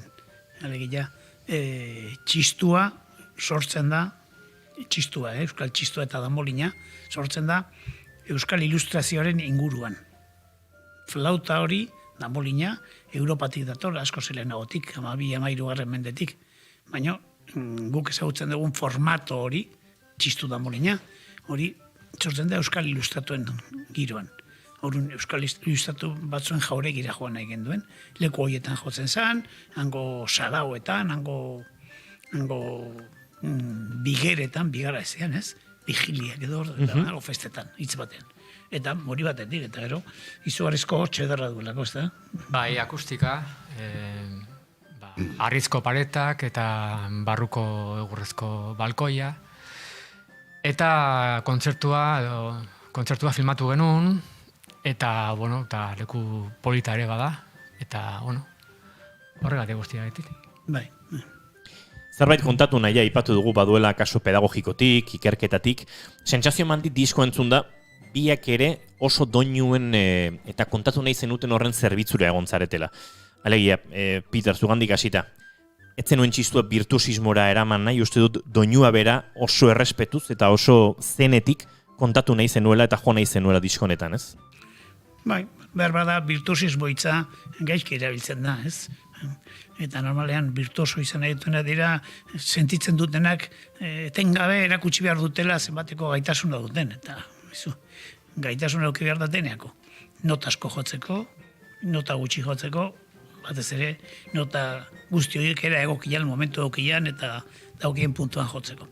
Baina egia da, bai hau sormen lan bada, ez da sormen lan eta gure egungo egunetara ekarria, baina abia puntua zen hori, gure historian, Euskal Damulean historian, hemen Euskaldun artean gure historia behiratzeko beti daukagualako mito zalenkeri bat, eta hortik igesein naiz. Zuguazen, kontu konkretotara. Zein dira garaiak, hau gari bada, hau beste bat, eta horiek bere doinuen edertasuna respetatuz, baina indezagun, moldaketa, berezia erakusteko hor altxor badagola, eta altxor horrek balio dula gaur egungo musika egiteko. Eta alaxe erakutsi batez ere Joxarran lanak. Bai, ni egia esan musikari bat virtuosoa dela esaten danean, ja ni beldur ematen dit. Eta, ez da gure kasua, eta hori errepertorio hau errespetuz jotzen, etzan kabitzen, ez da, guretzat, gure errepertorio hori ulertzeko moduan, etzan kabitzen. Baina, Joserra, bai kabitu da, pianistikoki edo txistuaren beste elementu hori pianoa delako, kolore oso aberatxetara, harmonia oso goxoetara, ez dakit, hor ondoan egon eta txistuaren beste alde hortan pianoa egon, eta zuk diozun bezala, ez gauzako oso neurtuta egon da ere, gauza asko esateko eta entzun egin behar dira, eta lasai entzun behar dira, baina gauza asko daude horratzean. Ez dakit. Poste naiz, horrela ikusteaz. Ez dakit, guk ez genuen hola helburu bat jarri, ez da, baizik eta repertorio horren irakurketa bat egin gurea. Baina ez genuen pentsatu hola gauza klasiko edo moderno edo garaikidea izan behar zalako, ez da? Baizik eta gure erara ulertu eta horrela jo genuen. Orduan, atera baldin badira harmonikoki gauza asko edo, ondorio bat izan da, baina esan guk bilatu genuen gauza bat. Baina, garbi xamar genuen, zer ez genuen nahi, ez? Nolako lore mordoa inguruan eta horiz genuen nahi, ez? Bai, eta espekulazioak eta... Gehiago zan esentzia baten bilaketa. Mitoak aipatu ditu Peter Ansorenak, eta uste dut musika giroan gabiltzanok eta ez gabiltzanok ere uste dut inoiz entzungo genituela txistuaren inguruko mitoak, hau zera paleolitotik eta ez dakiz ze zur eta ze zulo, baina Josinazio Ansorenaren ikerketek eta urtetan beste bide batzuk erakutsi dituzte, eta hor uste dut danboliaren aroak ez dala kasualitate hutsa, danbolina, alegia txistua eta danborra jotzi hori badatorrela garapen batetik, eta esku bat libratze behar hortatik perkusionista eta txistulari izateko Euskal Herrian ezagutzen dugun txistua horrelaxe joten dala garatzen, ez da, Peter? Bai, mira, danbolina, tresna bikote gizan ulertuta, agertzen da Europan 12-13 mendean. Zergatik dakigu hori? Lehenago inongo arrastorik ez dalako inon, eta batean, 13 mendetik aurrera, hasten dira agertzen danbolinteruak, Europako bazter guztietan, kapiteletan, kolumnetako katedraletan, jauregietan, tapizetan, ilustrazioetan, bitxikajen orfebreria lanetan ere, leku guztitan, alako leherketa bat bezala dago. Hori ikusten da, momentu hortan asmatu dela, eta gero xeago, baino ezain beste geroago. Badakigu, Michel Pretorius, honek argitaratu zuen liburu bat 1619an okez banago, Sintagma Musicum, eta bere garaiko musika tresna guztien deskriapena egiten du, eta gertzen dira flauta hauek, eta jaurrako ere bat instalatuta zeuden, bada beste datu bat oso ederra, Enrique VIII, Inglaterrako Enrique VIII armadako untzi nagusia, Mary Rose izeneko bat, hori ondoratu intzuten, borroka batian, eta oain dela, 20 bat urte edo atera zuten, eta mantendu dira gauza asko oso ederrak. Badago Inglaterraren zera museo bat, eta agertu dira 3, eta gera honetako 3 flauta. Eta Michel Pretoriusek esaten duena eta atera dana, eta hori izan zen 1555an ondoratu zutenean. Bueno, orduan, esan nahi dudana, tresna horiek unibersalak ziala. Unibersalak zian, gero Europatik Ameriketara eta beste lekutara bielezian. Baina, hemen oraindik ere, Peninsula Iberiko osoan, leku askotan joatzen dira. Joaten bazeat Rozioko erromeriran, ikusiko ze plaza nagusian, homenaje al tamborilero. Irude handi bat, Extremaduran, Salomoran, Salamancan, eta gehi batean, Kastilla osoan, eta bar.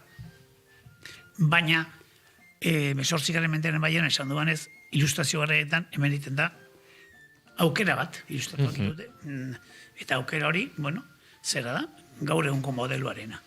Eta hori gauza luzea da hemen kontatzeko, baina tresnak, tamaina aldetik, afinazio aldetik, hotza sortzeko modu aldetik, eta baita ere, bere musika, beste salto bat eman erazten zaie, eta hortik horrela beste grapen badago ja, 19. mendean, 20. mendean, eta bar, hor sortu da. Akaso horrek eraman gaitu, ez da gitau bai esan daiteken, xobinismorik gabe, gaur egun Euskal Herrian hainbat txistulari entzunalizatea, oso maila altuan txistuaren doinua sortaraziz, ez?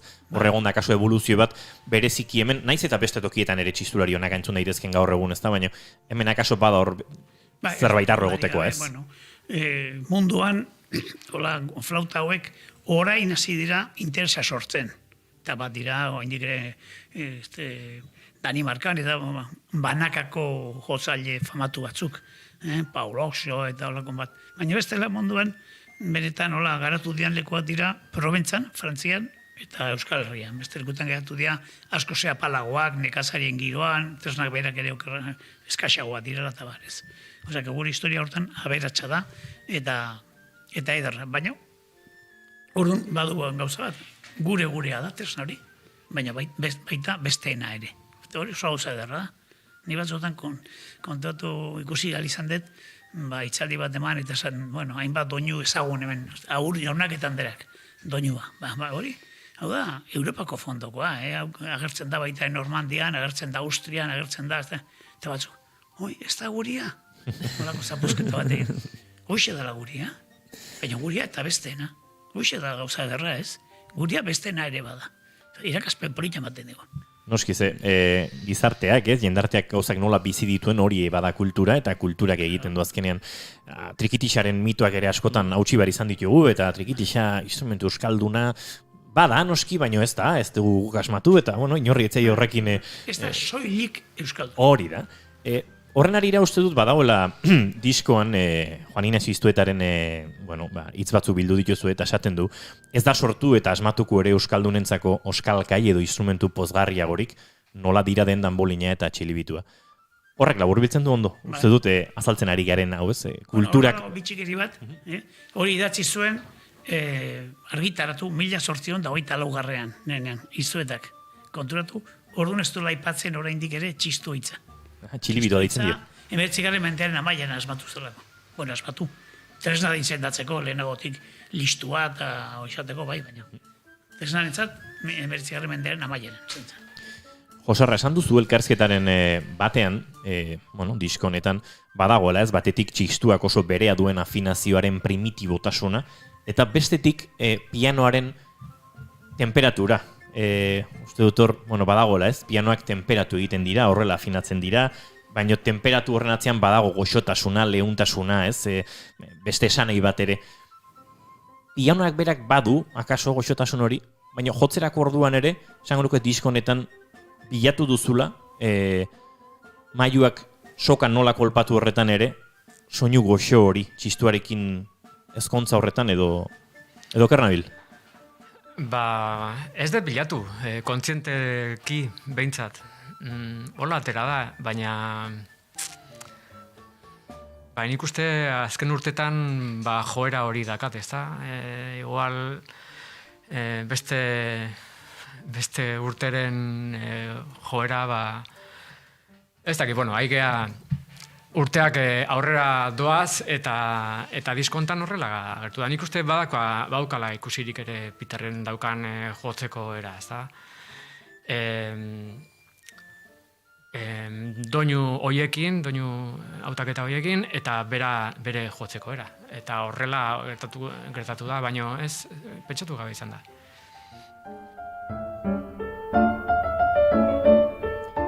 Entzuten ari garen honek, edo hauek, galdetu behar diote Peter Ansorenari, Groseko baltsak izena dute.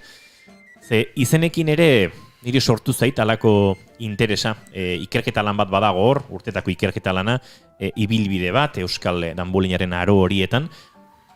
Izenak berak doinuak topatu bezalaxekoak dira, edo lizentziarik hartu duzu batzutan doinu batzuk izendatzeko, eta horrekin lotuta bigarren galdera, izen baten azpian, akaso azpi izenak ere baote dituen diskonek. Bueno, lizentzia hau dirik ez dut hartu. Soinu zarrak dira, txistu asmatu aurreko, eta iztu eta hori epatuena, horrek hartzeitu doinu horiek. Eta ziren horregatik danbolin desberdin batekin jota daude, handiagoak, eta soinu beretan zarrak dira. Honek jaso zituen 19. mendearen hasieran, baina ja ordurako galduta zeuden. Elkartu bai izan zituen dantzari izar batzuk akordatzen zianak kantatzeko. Hor, okerrez panaiz, 100 dukateoa, 100 tabikoa, bai, Amorea, Margaritatxoa, puntamotz, horiek dira bildu dituz. Eta horiek ematen gaituzte daukagun testigantza musikalizarren era. Euskal musikan, alegia 17. 18. mendearen hasiera da. Bueno, gero, Humboldt suitea. Zer da hori?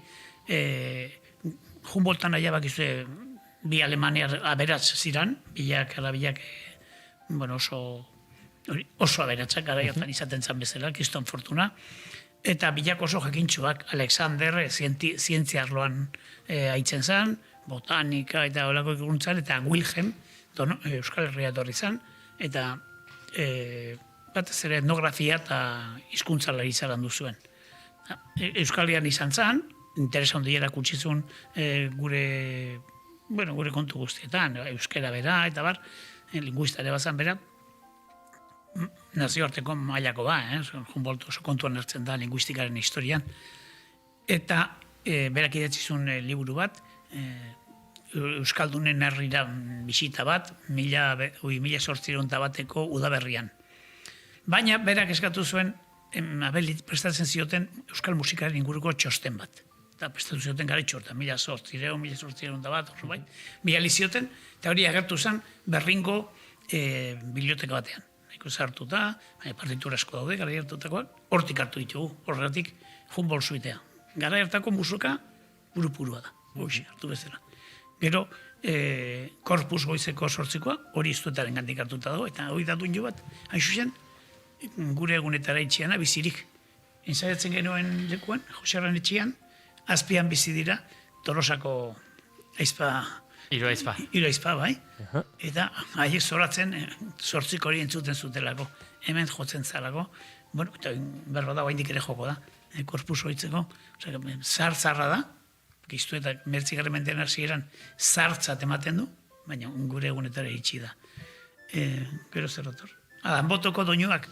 Hoiek hartu zituen askoek, Resurrekzio Maria askoek, 1823 urtean inguruan, Durangoko Tanbolinteroa zen errepertorio batetik. Kuaderno eman zioten, eta Durangokoa zen horretik Anboto suitea. Carlos Bergara etxe zen. Gero, Balmaseda suitea, ez? Bai. Balmaseda suitean, hor hartu ditugu Fernando Ansoena Izairre, gure aitonaren osaba baten errepertorioko pieza batzuk eta suite osatu. Fernando hau, Hernani Arrazan, baina tambol intero juntzan, Balmasedara. Udalaren oposizioain eta postua lortuzun. Oso gazterik itzan, 30 urtez tifusan gatik. Eta baina utzi zuen, kuadrona handi bat eta potoloa repertorio izugarriarekin. Eta hortik hartuta daude, horko doinoak, baita Groseko baltzak ere. Orduan, Grosen, egiten zen, festa handi egiten zen, Txofreko iturrian inguruan. Gero, Txofre plaza, zen plaza da, baina benetan Txofre izena dator iturri batetik. Oso iturri edarra, badia arraziak, eta are inguruan festa handi antolatzen zian, eta nonbait, danbolinteroak baltsoie jotzen zituzten han. Jaren ezaguartzen zertan. Txutxupe eta banera. Bai, horiek ere errepertorio bertatik hartuta daude. Hor bai lizentzia hartu edala, txutxupe izena jarrita.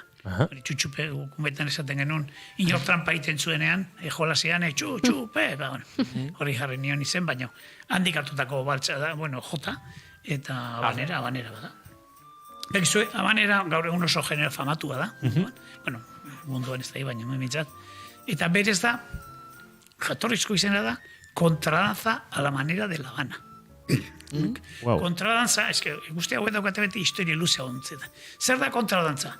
Kontradantza da, binakako ritmoko zera dantza bat. Pum, pum, pum, pum, pum. Zeratik, gari bateko mentalidadean, irunakako ritmoak, ziren ritmo perfektuak, egia da zailagoa dira dantzatzeko. Pum, pum, tum, pum, pum, pum. Denbora gehiago behar da idean. Eta horren besteak, ziren, pum, pum, pum, pum. Tontunak ere badak ritmo hori ematen, horregatik, martxa militarrak timportakoa dira. Orduan, jarri izan modan, mazazpigarren mendearen amaiera nola, Inglaterran nobleak imitatzea nekazarien dantza. Eta nekazariek dantza egiten zuten, country dance esaten zioten. Hori gaizkitzuli zuten frantzesera, eta hasi zian ditzen, contre dance. Eta Espainiara hola, zatuan kontradantza. Baina gustatu intzian, koreografia egiten zia, eta harrakazta handia. Eta gero, nola da, kompositore Sebastián Iradier, aguraingoa jatorriz, arabatarra, izugarri virtuosoa, hau ibilizan mundu amarrena, eta Habanara joan zan, eta han harrapatu zuen, kontradantzari kubatarrak Afrikako musikaren eraginez egiten zioten sinkopatxo txiki hori. Izien beharren, bum, bum, bum, bum, boitez ben, bum, bum, bum, bum, bum, bum, bum, bum, bum, sinkopa horregin. Eta bere horrezkotarakoa eitzituen, eta eromena sortzen zen, jendeen entzatu izugarri sexy ezan, izugarri erotikoa, eta zabaldu zen izugarri. Eta horretik Habanera sartu dugu. Masterclass hau ez diguzu kobratuko baina. Hau da gozamena. Hor da espiko bat onartuko izut. Nik uste momentu batean Joserra Senprena berare ari zela entzuten ikasten ari zelakoan, Ez baino oso interesgarria da. Galdera bat bota duzu eta nik penaz ezin erantzun, baina saiatzen ari naiz horri erantzuna topatzen, eta da, Korpus Goizeko deia oraindik Tolosan jotzen ote den. Herriko txistula iruri idatzi diet, ea baten batek argitzen digun hau zuzenean garen bitartean. Baina, Joserra, edo bi hoi, zuzenekoak egintzen dituzten batzuk, egingo dituzue besteak, diskoaren atzean dagoen ikerketa ezagutza guzti hau, kontzertuetan bertan ezagutzeko aukera badago, hartzen du Peterrek momenturen batean tartea horretarako, oso musikara mugatutako disko orkezpenak izango dira. Bai, egiten ditu azalpenak eta oso ondo, oain ikusten nahi zeaten bezala. Baina inbesteko patata ez da sartzen. Laburrago, bai. Interesgarria da oso. Joserra, pianoarekin guztia jazterakoan ere, aipatu ditu... Ez du bukatu, gehatzen da repertoriaren zati bat. Bai, egia da, hasi garela eta jarraituko du. Hau dana idatzita dagoa, artikulotan idatzita daukat. Baina politxagoa da, zure hotxetik aitzea. Bai, jakina baiet.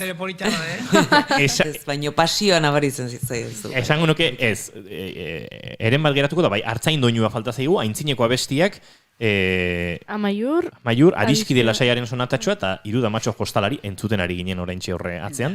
Horre, zera dira, azken urteotan, nolabait txistua, txistu bihurtzen danean, txistu hori izena asmatzen danean, hor, 19. mendean, kontu jakina da nolako krisia dagoen euskal gizartean, ez da? zenbat gerra, karlistak, gora berak, hau eta beste.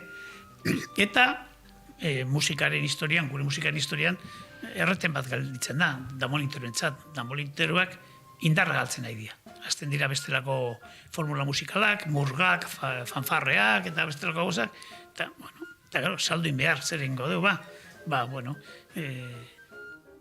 gu euskaldunagoak era beste baino, hoxe da kontua.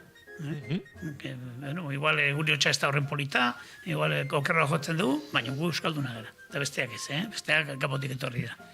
Eta hori lotzen da, eta gainera, beste argumentua da, eta gu garbiak gara. Karlismoarekin lotzen da garbitasunaren aldetik, garbiak gara.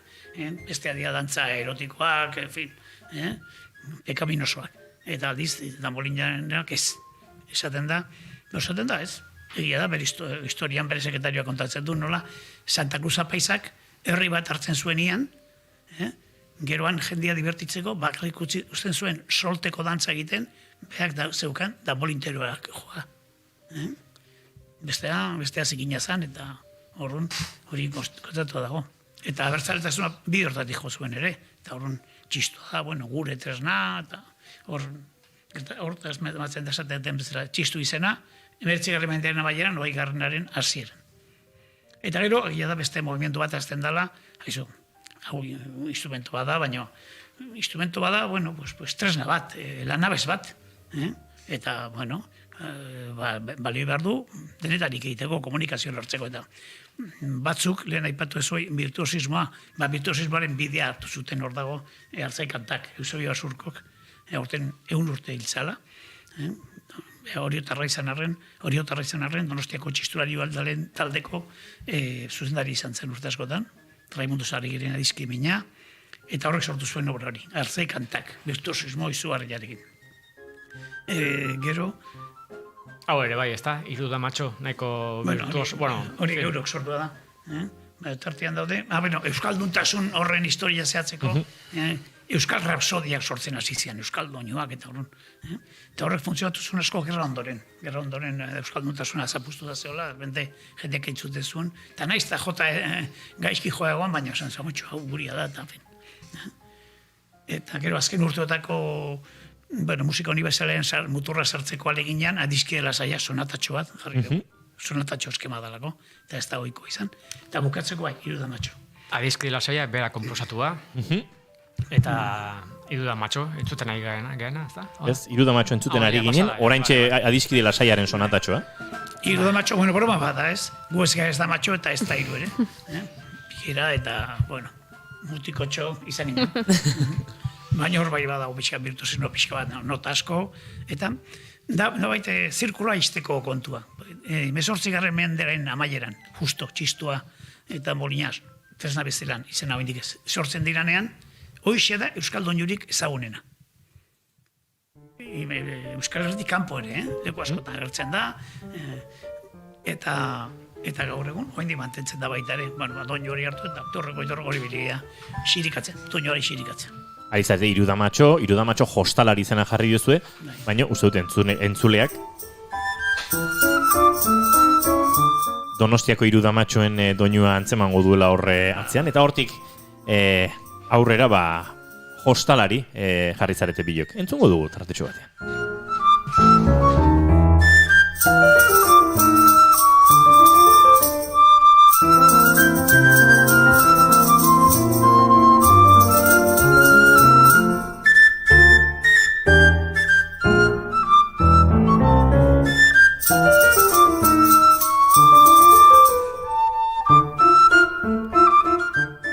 Asinez, lehen galdezkea Joserra, ez da egit, pianoarekin autu bat egin behar da. Sortu duzuen oski biok, melodiak hor daude, patroi erritmikoak ere aukeratu behar dira. Pianoaren paperak igual behar du, hasieratik entzun eta sortze lan batez. Eta Peterrek aipatu ditu, batzuk 18. mendera jotakoak, besteak azken askoz garaiki dauak direnak. Zure buruan pianista bezala agertuko dira 18. mendean, hainbat referentzia musikal, garaiko ezaugarriak eta bestelakoak.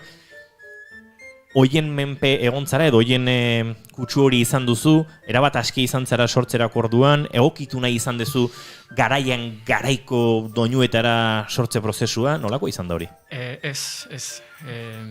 Nik doinuak entzun ez nituen ezagutzen, hau bai, Hiru Amatxo eta bateren bat gehiago bai, baino ez nituen ezagutzen, eta nik doinuek agintzen zutena egin dut. Lehen esan dut, ez da, helburu zehatzik gabe, haiek motibatzen ziatena, edo, en fin, hola, ez da. Eta akoratzen naiz adibidez, kantu hontan, Hiru Amatxo, hasi nintzala zeo zer egiten nahiko serioa, nahiko grabea, eta gero irakurri nula letra. Eta orduan kontuatu nintzen, zertaz joan kantua, ez da, honek ez du balio. Orduan, kantuaren espiritua beste bada. Eta orduan aldatu nun pianoa.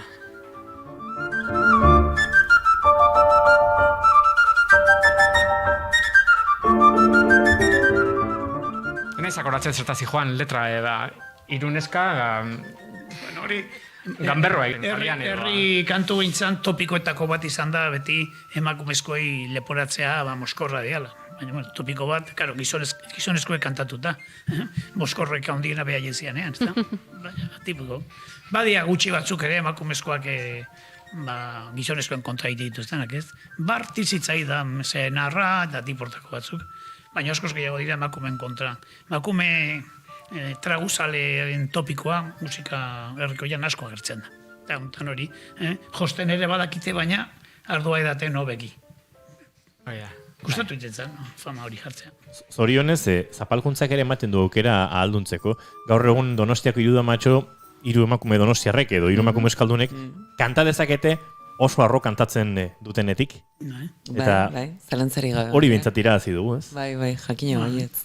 Ze josten baino beto akaso edaten dakigu denok bai guk eta bai zuek. Hoxe, esan behar nun nik behintzat, arda edaten hobeki bai. Baina ze kuriosoa da eta ze interesgarria den musikaren bitartez horrelako bidai bat egitea historian zehar eta geopolitikaz aritzea. Claro.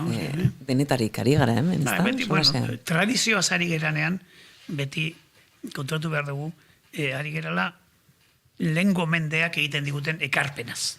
Zer, milioika persona bizitu dira, milioika bizitu dira historian barrena, eta horiek ekarpen bat digute, behek munduarekin topatu dira, egokira honetan, egokira txarretan, eta topakita horrek zeman dieta, guk jakin behar dugu iragazten, galbaeti pasatzen, eta zer aprobetxatzen dugu, kontxo merezizu dutenen ekarpen hori, beste batzuk utzi. Horretik, tradizioa esaten danean batzuk uste dute tontamentean errepikatzea aurrekoak zein duten dela, baina ez tradizioa da batez ere, lehengoaren azterketa, ekarpen baliotsuak bilatzeko. Eta, bueno, gauza asko erakusten digu, esate baterako, tontuak beti daudela erpinean, ez da? Erpinean bilatzen. Horretik esaten dut. Eta gauza bitako bada. Nik tokatu zait, tradizioaren kontuan, borroka hundiak izatea. Bueno, esagutzen zuen emakumen kontuan, Donostiako danborradan esate bateako, ez? Gure soziedek esala, izan zen, emakumezkoa lehen da biziko aldik, egon hartu zituena danborradan Donostian. Eta, bueno, ze borrokak eta ze historik, ez? Eta, bueno, baina noiz baitin behar da. Eta hori gaina, tradizioan izenean egiten gendun. Tradizio onaren izenean. Hauek zedea, ez soinu zarrak. Soinu zarrak. Damolin, beste damolina. Naita ekarri dut mailan okan gordetaz galdera hori banuen buruan. Ea lortuko ote duzuen edo lortzen ari zareten hau txistu eta piano disko bat ez dela argi ustea. Danbolin eta piano disko bat dela. Eta uste dut hemen Joserra, zure ezkerreskoa badagoela, danbolin berezi hori indartzeko nola zan? Gogoz? Txutxuna edo instrumento. Eta horrek egiten du nota pedal bat. Eta precisamente kantu hontan harmonikoki badago tradizioaren eta modernitatearen arteko lotura bat. Ez da, alde batetik nota pedal hori, errepikatzen dena, eta gero harmonia mugitzen da, baino ez akordeen bitartez, baizik eta noten disposizioa dia por kuartas, ez dakit nola esaten da. Bai, laukoetan, ez? Laukoetan. Eta juten da mugitzen, eta pedala mantentzen, ez da? Eta orduan hor da... Batzuetan sensazio arraro xamarra sortzen gaina, ez? Bai, eta niri gogora ekartzen dit, Coltrane eta hauek egiten zutena, ezta? 60 garren hamarkadan. Eta bitu ze lotura egiten denik nire buruan, ezta? Alde batetik Peterrek ekartzen du tradizioa, eta nik nire buruan neukan McCoy Tyner egiten zituen nota disposizio horiek, ezta? Nota pedala kontrabajistak mantentzen zuen? Bai, eta gero hauek improvisatzen zuten akorderik gabe, ezta? Parker eta hauek 50 garren hamarkadan bai zeukaten bi akorde konpaseko, kriston oso bibopa, ezta? Eta gero hauek jazz modala egiten zuten. Eta orduan, esaten zuten, askatasun gehiago izateko utziko dugu nota pedal bat, edo, en fin, do modal, ezta? Eta doren gainean, harmonia juten da mugitzen libreki, ezta? Eta kantu hontan, bai izan nula kontziente, izan nintzela kontziente, hortaz. Igual bestetan ez, eta nik uste musika egiterakoan inkonstiente xamarra izan behar dela, ezta? Bestela egiten digu gauza intelektualegiak. Baina kantu hontan bai izan nula, hori etorri zitzaidan burura, eta Peterrek ez du zer esan, eta horrek esan nun egokia ikusten zenula, ezta? Komentatu nuen hori salteri hori erabiltzen zuten tankerontako doinetan, txuntxuna esaten zaien, baina ez zain egokia afinazioa arazo ondiak dituelako. Eta, igual kantuen batean, edo kantuaren batean bai, baina... Hori importantea zen, baina gero, honek esan duena, doinu hauek, hain zarrak izanik, lotzen dira musika modalarekin, ez tonalarekin, eta hortarako zora gerrizetorren hau. Kuriosoa loturak, ez da, nola tradizioa, eta nik nire kasan egin nun lotura hori, ez da, Coltrane eta hauek, eta musika modala, eta, hori da, ondoria hori da. Arratsaleko 5:30 naiz irratian zarete, bigarren kafean, gu bezen gustora egongo zarete, baina uste dut Joserra eta Josi Nazio ere agurtu egin behar ditugula. Plazar bat izan da, luz egon gintezke luzeago, edo ez dakit, oso luze bintzat honen guztiaren inguruan, baina uste dut lagintxo bat bintzat hartu dugula, saiatu garela Euskal danbolinaren historia zertxo baite gure entzuletara ekartzen, batzuetan friki xamar jarri baldin bagara sentitzen dugu, ze entzuleren bat egongo da musika modalarekin eta nota pedalekin eta zertxo bait galduta, baina horrelako hurbiltasunak edo hurbiltze prozesuak ere eman bartzaizkio musikari eta saiakera behintzat egin dugu. Plazerra, bikote, kontzertuak iritsiko dira etorkizunean ez gertu, eta horrexegatik iristen diren momentuan ere hartuko dugu aukera, elkarrezketa berreskuratu edo elkarrezketa berri bat egiteko, dida batean bada ere telefonoz, eta aipatzeko, gaur biltzen saiatu garen jakituriaren aletxo batzuk ere, kontzertu horietan dastatzeko aukera baduzuela, eta noski musika entzuteko, hemen irratiaren ahotsak gainean euki gabe. Beraz, eskerrik asko bioi, eta horixe harremanetan izango gara. Ez horretik. Ni esker. Ni azken aldi honetan...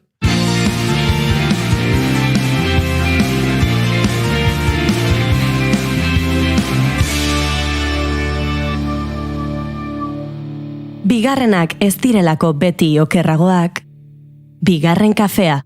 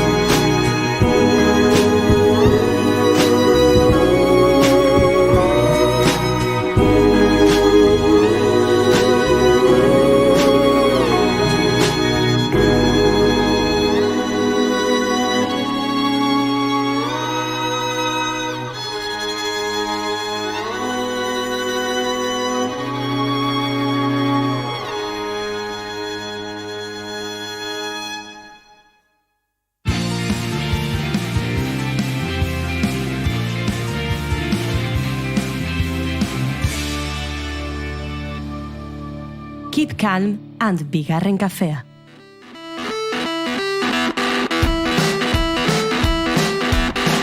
All of that is not fair. Don't worry, man, you get scared. Whatever happened to your heroes, you can be free. Entzule batek idatzi du aizue saioa oso interesgarri dua, baina intensito zaudete gaur. Itxoin, ze bain izin bar dugu, pixin, fishing, esfushing, wishing, grunching, eta ez dakit ze kontutaz, ze nahi hemen idatzi dit, gure urrengo kolaboratzaileak, dena ondo azalduz, eta ulertu diozu. Bere hautan, ematezun, bera kontatzen duenean ulergarria. Ulergarria. Baina izenak berak ere, ez ditutola oso buruan sartuta. Baina, segundu bat, izena jarriko diogu ondo, zuek bideodeian ere gure streamingean ikus dezagazuen, eta aurkeztu ingo dugu. Unai Elordi Hidalgo, arratsaldean. Arratsaldean. Ondalgea. Bai, animauta, igualdia ez da, osondo baino. Eta izu, ze esgintzen mentalen diazuen gargo izan, es wishing, fishing, flitshing, da guzti bekin. Eitzen du eurixin, eurixin egiten du bai. Oso no maitena. Atxatu behar genuen parte hau, ez? Wow. Claro, sakontasun gutxi, jo.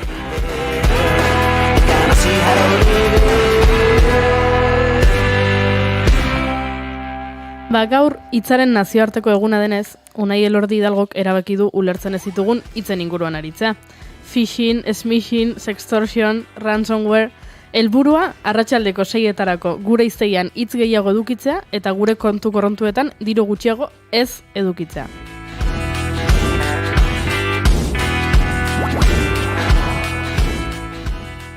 Eusko Jaurlaritzak sustatutako Basque Cyber Security Centerek azken orduetan abisua helarazi digu. Grupo Caja Rural ordezkatzen duen phishing kanpaina berri bat detektatu dute. Iruzurrezko atari baten bidez bezeroen sarbide datuak lapurtzeko asmoa duena.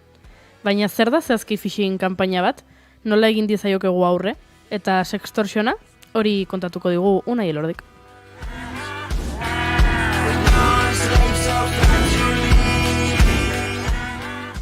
Egu saietuko gara txintxok izaten, ondentzuten, eta askoz mareatzen irakaslea, baino ez da rexea gaudena, bai. Bueno, nik uste diala kontzeptu asko, ez? Kontutan hartu behar dienak, hitz asko ingleseti datozte, eta orduan gogoraraztea, zaiago aite zaigu normalen, ez? Baina berez haudena dator ingenieritza sozialetik. Zion bere garaien, uste duen dipizi daula, hacker bat izan azula Kevin Mitnick, eta konturatu zen, sistema hackeatzea baina horrexagoa zela ingenieritza soziala erabiltza. Eta ingenieritza soziala da jendea nolabait engainatzea, gauza ezberdikak esan da, teknika psikologikok erabilita, bere datuk nolabait zugan konfiatzeko eta zuri emateko, ezta? Eta phishinga da adibidez horietako teknika bat, eta ez dakit noizbait jasan dezuen, baino azken aldi honetan nabaritzen nahi naiz nahikoa sartzen nahi dela bai korreotan, eta bai mobietan, eta holako tokitan, eta inteligentzia artifizialetik pixkat atera nahi nuen, ez? Pixkat gaurkotasun honea etorri, eta ikusi benetan guri gertatzen zaizkigun gauza diala, eta adibidez phishinga dator arrantzatik, baina PH-ekin idazten da, baina berez arrantzati dator. Eta zeratik idaztea PH-ekin? Ez dakit. Uraren PH-a dengatik. Bueno, Unai, Kevin Mitnick biziri dago, Bai, ez da? Bai, 48 urte dauzka, inork ez du hil oraindik. Ez ditilarik eman. Ez esan edot, hacker, cracker eta freakerra izanik, igual norbaitek berakatzeko goa izan zezaken, eta estatu batutan gauza gertatzen dira, beraz, Iama. Bizirik dago. Bueno, posten gara. Phishinga, berez da nolabait zuri, nolabait engainatu nahi izatea, teknika desberdinak erabilita, ez? Normalen alerta egoera bat seinalatzen dizuna, ez? Adibidez, irizten zaizu korreo bat, esaten zure Netflixeko kontua itxingo dute ja. Ez badezu erantzuten ja, eta ez badezu enlaze honetan sartzen, itxingo dizute. Eta zuketak izu ez der, nervioso jartzen zea, eta azkenen, pentsatu gabe gauza asko egiten dituzu, orduan, holako gauzak detektatzea gauza interesgarria da, ez? Azken aldi honetan PayPalekin asko egiten dute, edo niri behintzet iristen ari zaizkit astero 3-4. Eta gero horren barrun, phishing horretan daude phishing estilo desberdinak, bai? Bat adibidez, normalean iristen zaiguna gure korreoetara, izaten da, arrastreko arrantza moduan. Ez dana aurretik ematen zu, eta harrapatituzun korreo guzita bialtzen dezu, eta spameko filtroak saltatze baituzu, edo telefonok baldin mauzkezu, iritsi iten dira, eta gero etxe dute abertzea gertatu egiteken. zuk korreo hori irikitzen badezu, ikusi dezake pertsona horrek iriki dezula. Baina ezin du gehiago jakin. Ez bali badezu, enlaze batean edo artxibo bat deskargatzen berak ematen dizuna. Hori jarri nahiko du pixkat konstantzian, ze askotan pentsatzeu irikitzeagatik bakarria kriston marroien sartzen daigela ez. Irikit dezakegu. Kontu zibili behar da, atxikitutako artxibo horiek eta esteka horiekin kontu zibili behar duna ez. Adibidez, Facebooken iristen da, bideo honetan ateratzen zara, iriki? Hori da, azken urteetan asko. Oso mitikoa hori. Oso mitikoa eta areagotzen dena. Kasu horretan berdin, irikitzen baduzu mezua ez dago arazorik, baino ematen badiozu alegia. Ez normalen gero horren atzetik datorrena da, indiezazukena da nolabait ditzeo tracking edo nolabait segimentu batin. Baina gero normalean, zure datu batzuk sartzeko eskatzen dizkizu eta beti urgentzia horren barrun. Bai? Gero phishing horren barrun, daude esan dizuet ez, arrastrekoa. Gero da beste bat arpoiana. Bai, izan hola. Te gustore esan duzu. Spear phishing. Eta hoda, askoz orientatua administrazio sistemantzako eta jende teknikoa da danentzako. Imaginatu, iriz zaizuela korreo bat, Googleeko dokumentu bat editatzeko da sartzeko enlaze honetan. Eta justo momentu horretan berriro eskatzizu logeatzeko. Zu pentsa, eta hoda teknika txiki bat konturatzeko segituan, logeatuta balima zaudete lehenagotik eta korreoan bazaudete, enlaze horretan sartu eta berriro logeatzeko eskatze baizue ibili kontuz. Osea, begiratu zer jartzen duen URL edo direkzio horretan, eta gero ez dauke zentzurik berriro logeatu berri izatea, ze berez, web garatzeiek bastante dakite, identifikadore bat egoten da navegadoren, eta nahiz da beste leio batean egon, etzenuke logeatu beharko berez. Ordu, nolako zerbait gertatzen bat daizu inoiz, alerta. Pixkat kontuz ibili. Azkenen phishinga ebitatzeko beti, ibilarrezu pixkat alertan eta gauza kondo irakurri, ez? Eta orduan, spear phishinga da, jute zaizu, Google Docs bat, edo jetxi azkeneko aktualizazioa ez dakizenena, eta zu justo programa hori daukezu, eta horrelako gozak. Aztertu dut eta badakit phishing PH-rekin zergatik den. Bai. Bai, dalako phishing, arrantza, eta freak hitzak elkartzea, eta freak da telekomunikazio sistemak hackeatzea. Baina freak berez efekin da, baina kasunetan izango da horrela aitzen dalako, ez? Hau da PH, ez freak da hackeatzea. Freak, PH-ekin? Freak da PH, bai. R-E-A-K? Bai. Ara. Eta freak eta phishingetik, phishing PH-ekin. Elordi etxera joan zaitezke, berarekin nahikoa dugu, goiurekin nahikoa dugu. Eta freak horren biktima bazara, zuza friki bat? Ez. Frikiak ez du gixa joa esan nahi. Ez pa, baina friki egin badizue, euskeraren forma frikia izango zen, esnearen zati bat den bezala. Txiste bat zen, ez tezue. Jesu. Baina ez zaigu gustatu. Ez ulertu, baina izo disimulatu. Nik ez da zatu ulertu. Baina, bueno. Eta, phishing, orduan, arpoiare badakigu, beste bat dago, ez da, bota. Dator whale phishing. Whale phishing! Balea arrantza ditzen zaiona. Salbatu Willy! Bueno, horretan gu urteetan edo mendeetan, ez, artista izan gara. Bueno, berez orientazioa da... Bueno, gaza esango izut, Unai Elordi Hidalgo arraunean ere repaleoan trebea zen, batez ere baineran, hori kontatu darra nuen. Bueno, esplikatu gero bainera zer da, ez etxeko bainera. Bai, gero.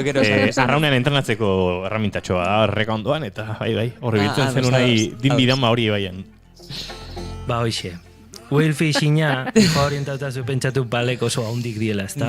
Orduan dijoa, direktore edo zuzendari bideratuta, edo CEO desberdinei bideratuta, nun, datu importanteak, nolabait maneiatu ditzazketen, ez? Orduan, korrea hauek iristen dira, nahiko, kontzeptu batekin, esaten, problema legalak izan ditzazkezu honekin jarraitzen baduzu, edo akordatu genuen bezala, sartu behar diazu kontua numero honetan, eta prestatzen dituzte mailak nahiko ondo. Eta bakizu ezer, astelenean iritsi zaiten olako bat nire korreo pertsonalera. Horrek esan nahi duzu, bale bat zehala, zuia itzala hundiko pertsona bat zarela zorionak interneten. Kontu pertsonala ez dakit nola iritsi dien areaino. Bueno, bigarren kafean agertzen hasi zarenetik, hartu dezu ospea eta... Korreoa asteala esaten, estimado director ejecutivo. Ojo, cuidado. Wow. Baina, bueno, gehion bat, imprimitu indiet korreoa, ze superkuriosoa iruditu zait.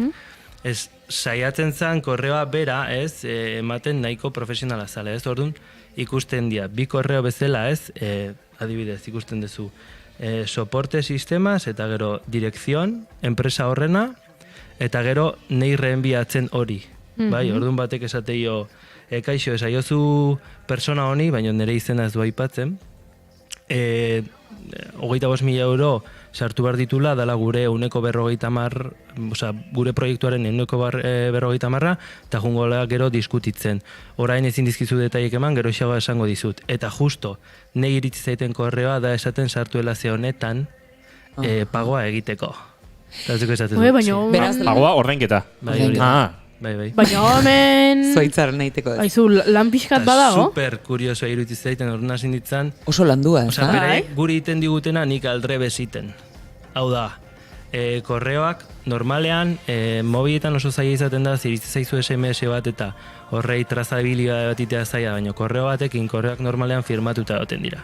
Orduan nik esate izkizuet, hemen ikusi dituten gauza bastante kuriosoak, ez? Adibidez, lehenego jakitea zinan zure remitentea, bai? Eta justo kasualidadea hemen da emergencias@soluzioteknologikoak.com. Ez ditut nahi, ez dakit aipatu, ez? Ez ditelako lako greskaik montatu nahi, baina esan nahi, azten da esaten emergencias, ez emergencias, ez da, nahi naiz, ez? Karo, hori irizte zaio zeo batei, nervioso da bilela, edo atope da bilela, azkenen, gerta daiteke, ez? Gero beste gauza bat, ez du jakiteko benetan korreo hori pertsonala den edo existitzen dira korreo asko bialtzituzten enpresa handiak, horren beti esatizu enviado a través de. Hori ikusten dezuenean horra ateratzen da dominiobat.com edo .es. Hori Googleen jarri, zer gertatzen da. Igual ez da existitzen. Edo igual juten da pagina batea, estatu batutan da hona, eta azte zehaia hor, nolabait sospetxatzen, edo esaten du, nahi ziria sartzen, saiatzen nahi da, bueno, estimados direktor ejecutibokin dik ustetea, horrekin sobran ematen dula, ez? Eta gero indetena izan da, korreoia juten dia firmatuta, ezta? Eta esate dizute nundi datorren. Hor nire ematen dizuet, ez dakit inoiz entzun dizuen direkzion IP edo ez, IP elbide hori. Ba hori sartzen dezu interneten eta ikusi dezakezu nun dagoen IP hori. Eta igual egon ez daki nungo irletan auskalo nun, ez? Estatu batutan zeon esatezu nola, idazten diazu nei esaten estatu batutan zaudela. Eta enpresaren izena desberdina zan. Eta dedikatze zan ziberseguritateko gauza batzuta. Orduan, horren atzetik jaztentzea usaintzen gauza batzuk esatezula, Hemen detektibe lanak egin behar dira, orduan, egunerokoan, ez? Beraiek zealdute jakin, nik korreo hori irikin detela. Baina arrarona da, olako batek spam filtroa pasatzea berez. Ze hemen, esan masiboki bialtzen dituzunean korreoak, oso normala da spamera iristea, eta hau ez da iritzi horren harritu nagoan beste, esan nula, igual, komentatu ingo ez, askotan gertatzen da, eta... Entzule batek, Arkakuxok esan digu labur bilduz lehentxeago esan du, baina uste dut orain ere balio dula.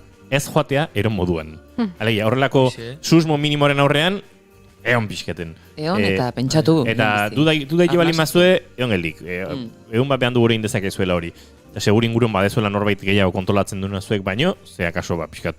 Ni bezala paketilloak zeate eta orduan basatu kuida. Zuek pentsatu, iriste zaizue bankuko mezu bat, ez? Azkenen, asko zerrixagoa da, SMS-etik zuri suplantatzen saiatzea korreo baten bitartez. Beste teknika phishing-a bezala da, smishing.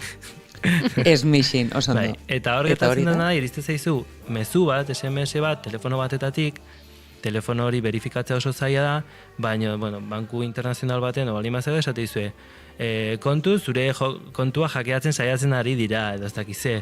Olako kasuetan, inoiz ez klikatu elazte hori. Hobeto ez zuen navegadorean sartu, badakizu zein dan zuen bankua, orduan, sartu, ikusi, begiratu, edo deitu, eta ez dakit, web horri bat azaltzen balima da, beti web horri hori aparte navegadore baten barruan ikusi zer dan, zer benetan existitzen da, adibidez, hemen esatezun soluzioteknologikoak.com web horri esan existitzen, existitzen zen, baina zen Google site bat, hor esatezula, ez zen fundamentu klasea da, ez? Unai elordik goizean kafesnea presatzen duen bitartean programatuko lukeen webgune baten tamainuko, ez? Pues minututan ez, oi? Baina jartzezu, page under construction, da esatezu, joe, 25.000 euro eskatzen azteko, ez dakit, dirua hori barkezu, pabilatu pixkatu. Horren zeitun gotatzea, olako gozak askotan gezurra dela. Osea, esan idezu nerekin ezkondu nahi duen printzipe nigeriarrak, eta asteko dirua eskatu didana gezurra dela? Nik uste baietz. Baina, bueno, zirute zure ilusio que... Vale. Nik eta hartu aruntz joan, eta zuzu begiez, ikusia bere. Bai, atiziten printzipe nigeriar batek. Egira. Bai. Eta ozen nahi zuen fishing, espishing, esmishing. Hoi beste gauza bat nahi zuen. Nahi zuen beste gauza bat. Gero gustatuko litzaiake komentatzea beste gauza bat, ez dut gehiagi komplikatu nahi, eta ez dut nahi oso astu nahi izatea, bai. Batzuetan gertadak izueke iristea mezu bat askoz personalizatukoa, adibidez. Zuen izena eta zuen password bat esaten korreo horren barruan, ez? Hortin ator sextorsioneko rollo horretan, bai? Sextorsion. Bueno, sextorsion eta hauetan de bai erabiltzen da. Nolabait internetik rekopilatzen dute informazioa eta asoziatzen dute zure korrea zuk daukezun informazio horretan, ez? Orduan bialtzi zure korreo bat zure informazio horrekin, bai? Orduan gertatu daitekena da, iristen zaizu igual korreo bat esaten kaixo unai, ezakindungo gea, ezakindungo polizia gea, ikusi deue aktibidade sexualak iten aituzeala eta ezakize, eta denak kamarak grabatu izkizeu, ezakize, bakize, zure ordenagailutik, bideo guztia uzkeu, ez, horako gozak, ez, askotan ez zauke kamara nire ordenagailu. Baina, bueno, eskerrak erantzuna eta sini horrelakorik ez dute egiten. Institut harreman seksuala. Hori pentsatzen nuen neukeret. Bueno, nahi. Zertazatoz. Nire bizitza privatu, nire bizitza privatu. A ver. Ez, esan daitena, olako momentutan, igual iriste zaizu zerbait, itezea apuratu ez esate makarra extorsionakin, ez da goza desberdinaki, lo que pasa que jendeai bai izan dizkiala olako gozak, orduan nolabait zure password bat atera dute. Eta esatezu, nola atera dute password bat? Inoiz entzun dezue LinkedIn hackeatu dute. Eta ezakizema mila password, igual zure passworda hor dago, eta ez badezu modifikatzen, badakitezuk password hori daukezula, zure korreoa daukate, horren esatezu begira, hau da zure passworda, eta zuko aiba. Nik oso teknika garatua daukat, nire passwordrekin, eta da sekulen naizela gogoratzen ze password diren, orduan bi astero edo aldatu behar izaten ditut, naizelako gogoratzen, baina, haizu, funtzionatu egiten dit. Baita, gero LinkedInen etzazu euki bankuaren eta Gmailaren berdina, ze gero LinkedInen lapurtzen diote eta dena lapurtu dituete. Baina, edo Facebook, edo eta Euskalo. Ni hemenenago oso gomendioak emateko, ze nire desastre banaiz pasaitzekin. Bai, eta gero de bai, informazio horren esaten dizuna ez da bakarrik, horrek izen hau pawning, bai. Desistitzen da web orrialde bat, nun sartu dezakezun zure korreoa, eta esan dezaketen zenbat web orrialdetan hackeatu duten zure korreoa. Bai, hori ni probatu izan dut. I've been pwned, edo lako zerbait da, pagina.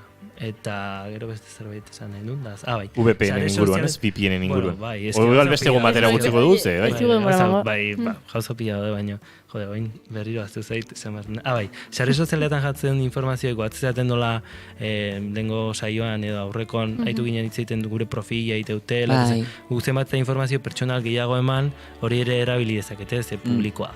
Baina, bueno, hori bakarrik, Vale.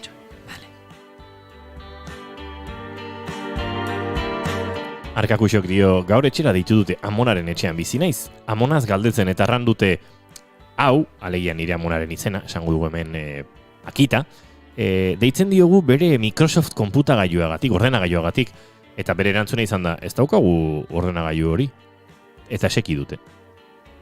Baina, gerta daiteke zuk Microsoft ordenagailu bat euki, pentsatzea orduan norbaitek badakila zerbait zutaz, kontu ibiltzeko, hau ez da zehazki gauza bera, baina antzeko, azkenean kontu ibil behar degula, pixkate Feliciano batzu gehala. Ba, izo telefonoz ere horrelako asko iristen dira, batez ere, adineko jendea dengana, ez? Adibidez, beste truko txiki bat gustatuko litzaiak esatea Telegrameko grupotan, askotan igual jendea sartzea interesagatik edo X motibongatik sartzea bere lagunen grupoan ez dian beste grupo batzutan.